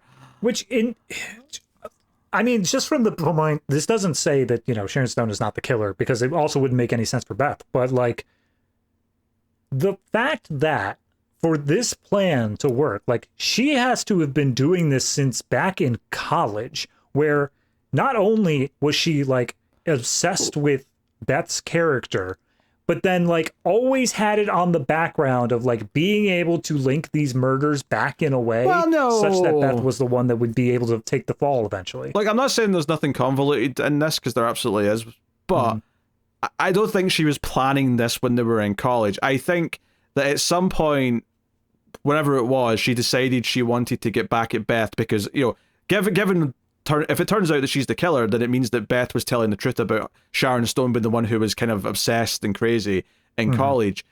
I presume that through her various escapades, killing various people and these convoluted plans that she does, that she ultimately wanted to go back and take care of that girl she was obsessed with, Beth. I don't think... I think a lot of the backstory to the college stuff is stuff that happened, and then she used that from what was already there. Not that she was... Like, I don't think she was actively doing the stalkery thing in college because she was setting this up for later, like down in life when she wanted to commit a murder. No, yeah, that's fair. But it's so uberly convenient that like, oh, hey, this thing that will exonerate me for all of those murders, I can just pin on this girl, and it's working out perfectly. Yeah. I'll also steal her man. Yeah, I think it's more of like she wants to ruin Beth's life. And that's like her goal. So it's like, okay, how can I construct something around that? And then, Michael Douglas ended up in this perfect foil and she also likes people who have killed someone, which he's also done. So I guess the only other holdup I have is the background little subplot of the internal affairs officer, where apparently like a year ago he was taking out stuff, and it seemed like he was investigating Beth for some stuff, but ultimately if that was a whole year ago, why would Catherine have any interest in it at all at this point? Well, I don't think it'd be reasonable to think she's been planning this for a year. Oh, okay.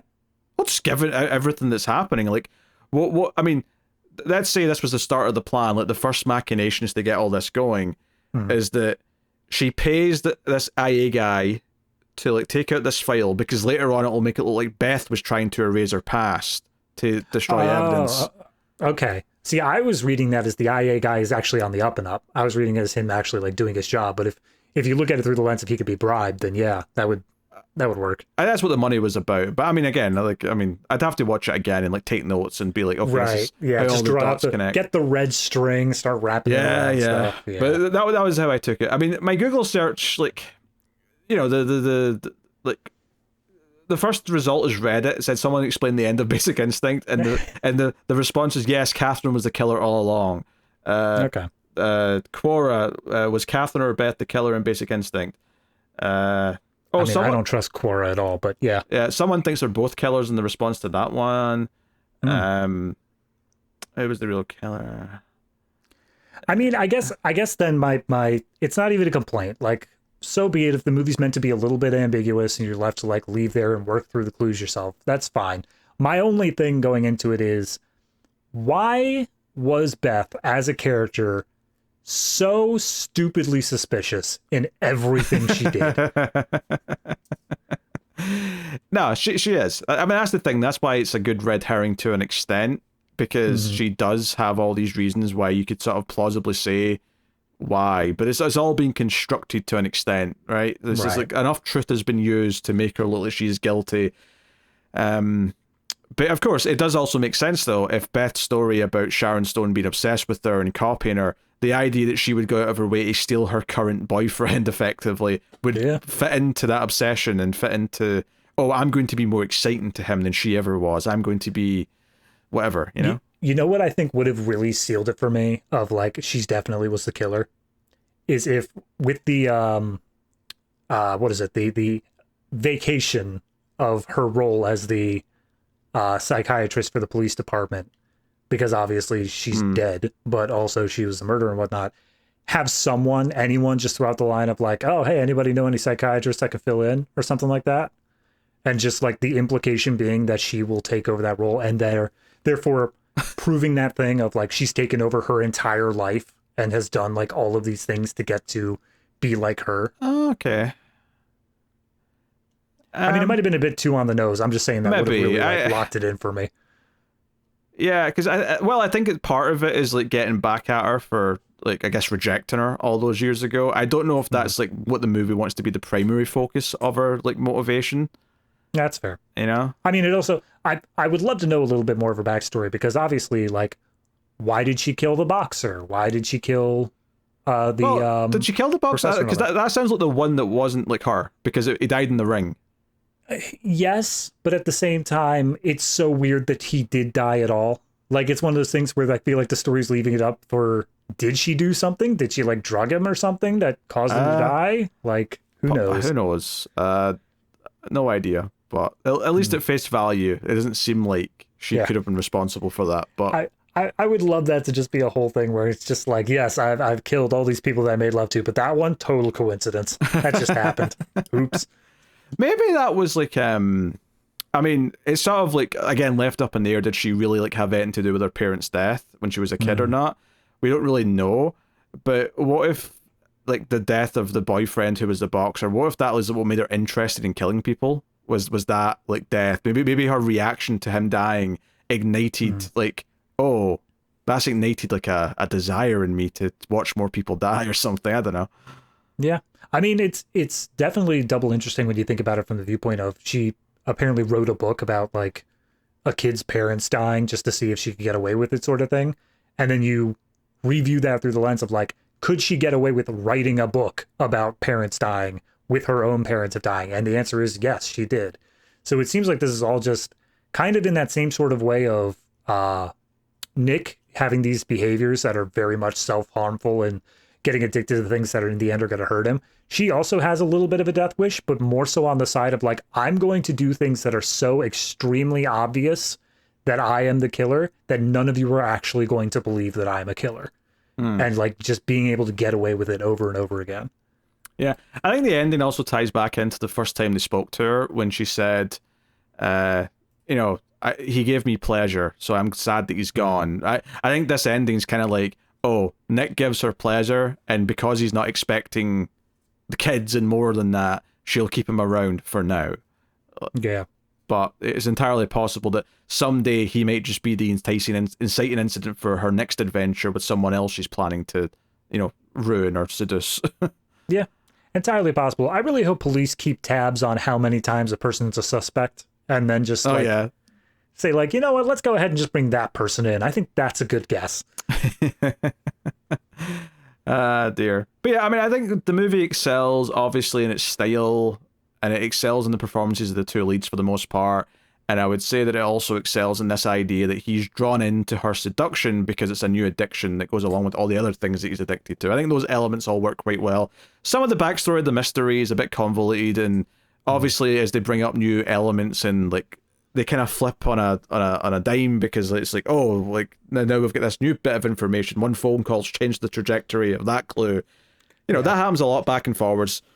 That can be a bit much for me sometimes. Mm-hmm. I mean, especially once you get into the back half where it feels like Nick, every scene is just like, you're the one who did it, I'm sure of it. And then they say, no, but what about this? And he's like, you're right, the other person must have done it. And they just do that for like 20 minutes straight at the end. Yeah. So there you go. I mean, I guess we're ready to do the roundup here. What was your favorite scene of the movie? I thought going into it, it was going to be the leg thing, but ultimately it's so inconsequential to the movie as a whole. Like, yes, it's sexy, and yes, it like defines what kind of character she is very early on, but there were moments prior to that that defined her character that really this is just kind of digging in deeper and just saying... I think that was showing how good she was at it, because she's got five men sitting there, like, wrapped around her finger. Right. Yeah, absolutely. It's just this thing that defines the character a little bit deeper of saying, here's how far she's willing to go there. If I had to pick a specific scene, I don't know. I think I would actually go for the nightclub scene, if I'm being honest. I think that scene, it does a good job of, it's the first time that he is, he's off the case. He is going in on his own and doing like his own investigation stuff. And then simultaneously, it is where I feel that my opinion of Sharon Stone's character, like I was still suspecting her as much as I thought Beth was like a major suspect early on. I was still suspecting her up to this point, but this is the first point in the movie where I feel like it actually shifted for me of like, no, I am starting to understand why she wouldn't be a suspect here. And I just love the 90s dance moves. I love the fact, like, it got a laugh out of me. I was entertained by that scene.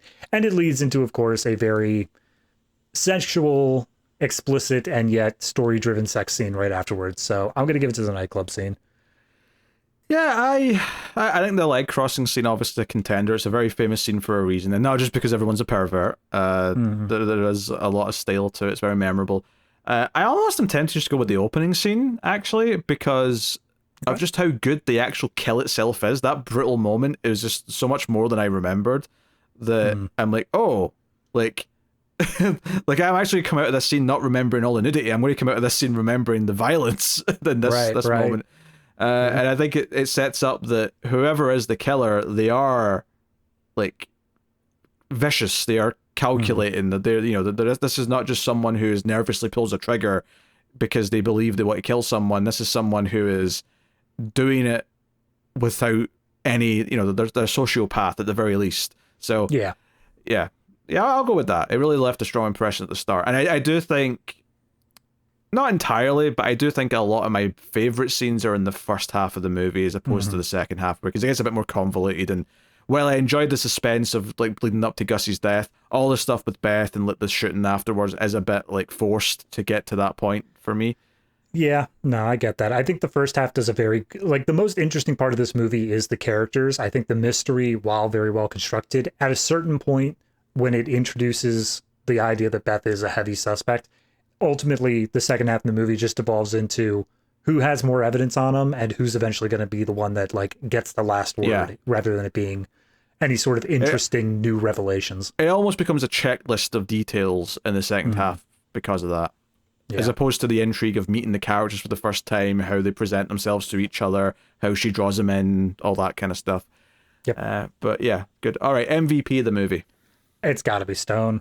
Like I can't like it's a early enough role for her that she's not a big name going into this, but she just every second she's on the screen she owns the presence, and that's over top of Michael Douglas, who already is a menacing enough actor in his own right that he's able to draw away good attention. Like she does a fantastic job of just oozing sex appeal and still making you feel like she's deeply conniving, to the fact where we had that entire conversation about like, is she aware that she's like stripping in front of an open window? Like that level of conniving, we don't know whether or not it's the case for her character. So as much as that is in the writing as well, she performed it to a T. I can't give her any sort of doubt on that.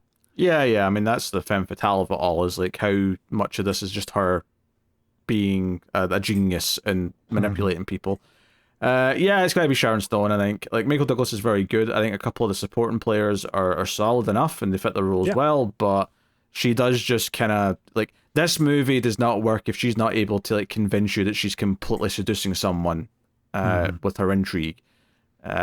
So, there you go. All right, what you rating Basic Instinct? Oh, God, it's always the beginning of the seasons that give me the hardest time because I don't really have a strong reference point of where everything fits together. I did really enjoy this movie. Obviously gave me a little bit to think about in the end, considering I just got it wrong. But beyond that, it's Hey, I technically never said that, all right? David reached that conclusion on his own. I did. I'm willing to accept when I'm wrong, but I still stand by Tara for this for Total Recall, whatever she may have said. You don't even know. You've not even. God damn it. Well, hold on. Which stance did she take? Is it that like it happened or it didn't? Her stance was it didn't. I'm actually on her side. Of course you are. Sorry to say. Of course you are. Of course you are. When you eventually do it for homework on Ace, we will have that debate because I have feelings, I have thoughts, I have reasons. I'll make sure to do Total Recall on a movie that we do not care about at all, so we can finish talking about it in like 20 minutes and then just focus on Total Recall the rest of the time. But no, okay. So rating for this, it is a little bit strange because it was something that I wasn't expecting. Like I said, I was expecting something more closer to Cruel Intentions, more talking, less action. So once the action really got going and the brutality of it, it did surprise me in a lot of ways. But ultimately, it is kind of not the type of movie that I get a lot of enjoyment out of. As much as I can objectively say that it has a lot of skill and talent, both in front of and behind the camera, ultimately, like, it is a noir film. It is just an old style noir film with some updated sex appeal and violence to it. And there are definitely good noir films, but it is something that I just don't have a massive interest in. So I think subjectively, it brings it down a little bit because of that. And ultimately, I am going to go just shy of the 8. I think I'm going to give this one a 7.5. Yeah, I was thinking kind of in a similar range for me. Ultimately, there's a few standout noirs that really work for me. A lot of the more typical ones kind of fall into good but not great territory, just purely because I do tend to find the convoluted mysteries a little bit unsatisfying and more just about a checklist of details to go back and forward between rather than like, an actual compelling web that actually all fits together in a way that is super satisfying. Yeah. So, but as for everything that I said, though, performances, direction, all that, the oozing of the style that it does have, it does feel of its era, very 90s. Yeah, I'm basically debating between the 7.5 and the 7. Right. But I think I'll agree with the 7.5 because I think it has enough style and that Verhoeven kind of edge to it to really give it a bit of a feeling. It's got a bit of a jolt to it versus maybe what it could have had otherwise. Yeah. I think thinking back to my favorite noirs, it ultimately comes down to, yes, you set up a compelling mystery, but ultimately in the second half of the movie, I'm more interested in the character dynamics. Yeah, I agree with that. In how the character breaks down rather than the mystery itself. It's more about the character and the themes for me than it is the actual, like, the details that are going to, like, shock the characters to their core. No, I only care if, like, what it says about the character now that they know that versus what you've set up. And if that's not what they're playing with, then I tend to find that a little bit dull. Yeah, and that's kind of what we were talking about. Of we would have really liked it to dive more into like his addiction and his guilt and all this other stuff going in, but ultimately it ended up being, no, she's the one who did it. No, she's the one who did it. Yeah, a bit more of a character study by the end would have been nice. It would definitely have been an improvement for me and maybe put it over that great edge. But all right, there you go. That is our thoughts. But I always got to interrupt you here because does it make the cut? It's not a cut. It's more of a stab. You know, yeah, multiple times. Yeah. Does it make the ice pick? If you want me to put forward mine, I strongly think that this is a makes the cut. I think that this is the sort of movie where, yes, it might have its issues to it, but it has enough like cultural significance and it is a strong enough contender in the genre itself that I think it makes the cut pretty easily. Yeah, I'm not like, it's a lower makes the cut, but I do think it. Yeah, I probably agree with those general sentiments. Okay. So it makes the cut. All right. Also, I've never met anyone who owns an ice pick. It feels like a very dated thing to me. I feel like they're just all murderers. Like, yeah. Like, why else would you need an ice pick? I don't know, just the idea of like, why wouldn't you have ice that's already in cubes or in? I mean, she actually gives a reason in this movie. She says she likes the rough edges of the smashed ice, and that's already a psychopath behavior. Nobody likes rough ice like that. Oh dear. So that's Basic Instinct closed to a finish. Next week on Collector's Cut, we'll be looking at, I believe, also a 1992 release, and that is Single White Female, which I have not seen, so I don't know what to expect. I've heard the title. In fact, I think the reason why I know the title is because it may have even been a Buffy episode now that I'm thinking about it, where someone said someone went single white female on someone. I think it was a line someone said in Buffy. So that is my context for this going in, but I have no idea. I hope that's not a spoiler for what happens if you already know the Buffy episode. No, I mean, I don't think so. All right. I mean, I think it's just implying someone gets violent, and to be fair, I'm expecting that anyway. Yeah, that's fair. Also, just looked up the release dates. We are going chronologically. Basic Instinct came out about 6 months earlier. Nice. Yeah, the rest of them are all different years, so I knew that we were good. So, nice. There you go. Yep. So, we'll see you next week for that. Of course, as I said earlier, you can get bonus content from me and David over at patreon.com/MailFuzzTV or via YouTube membership if that's more a preferred way of doing it. You can get Criterion Cut every month where we review a movie from the Criterion Collection. You can also get extra reels at the $5 tier and up where we talk about some of the worst things ever made. Sometimes so bad they're amazing, but sometimes just really, really bad, and it's torture, and we try and make sense of it if there's any sense to be made. So if that sounds like fun, you can get access to that, plus stuff for the other shows. Streams After Midnight has bonus content. There's a voting tier, all that good stuff. But of course, you can support in any way. If you want to do a one-time thing, there's always super thanks on YouTube as well. Any support is greatly appreciated. So yeah, like, subscribe, all the usual things as well, which are all free to do. And that is all my plugging, I think, for the most part. So that is the show. Thank you very much for joining us. We do appreciate it. Keep watching movies, and if you can get it, it's always nice to have diplomatic immunity.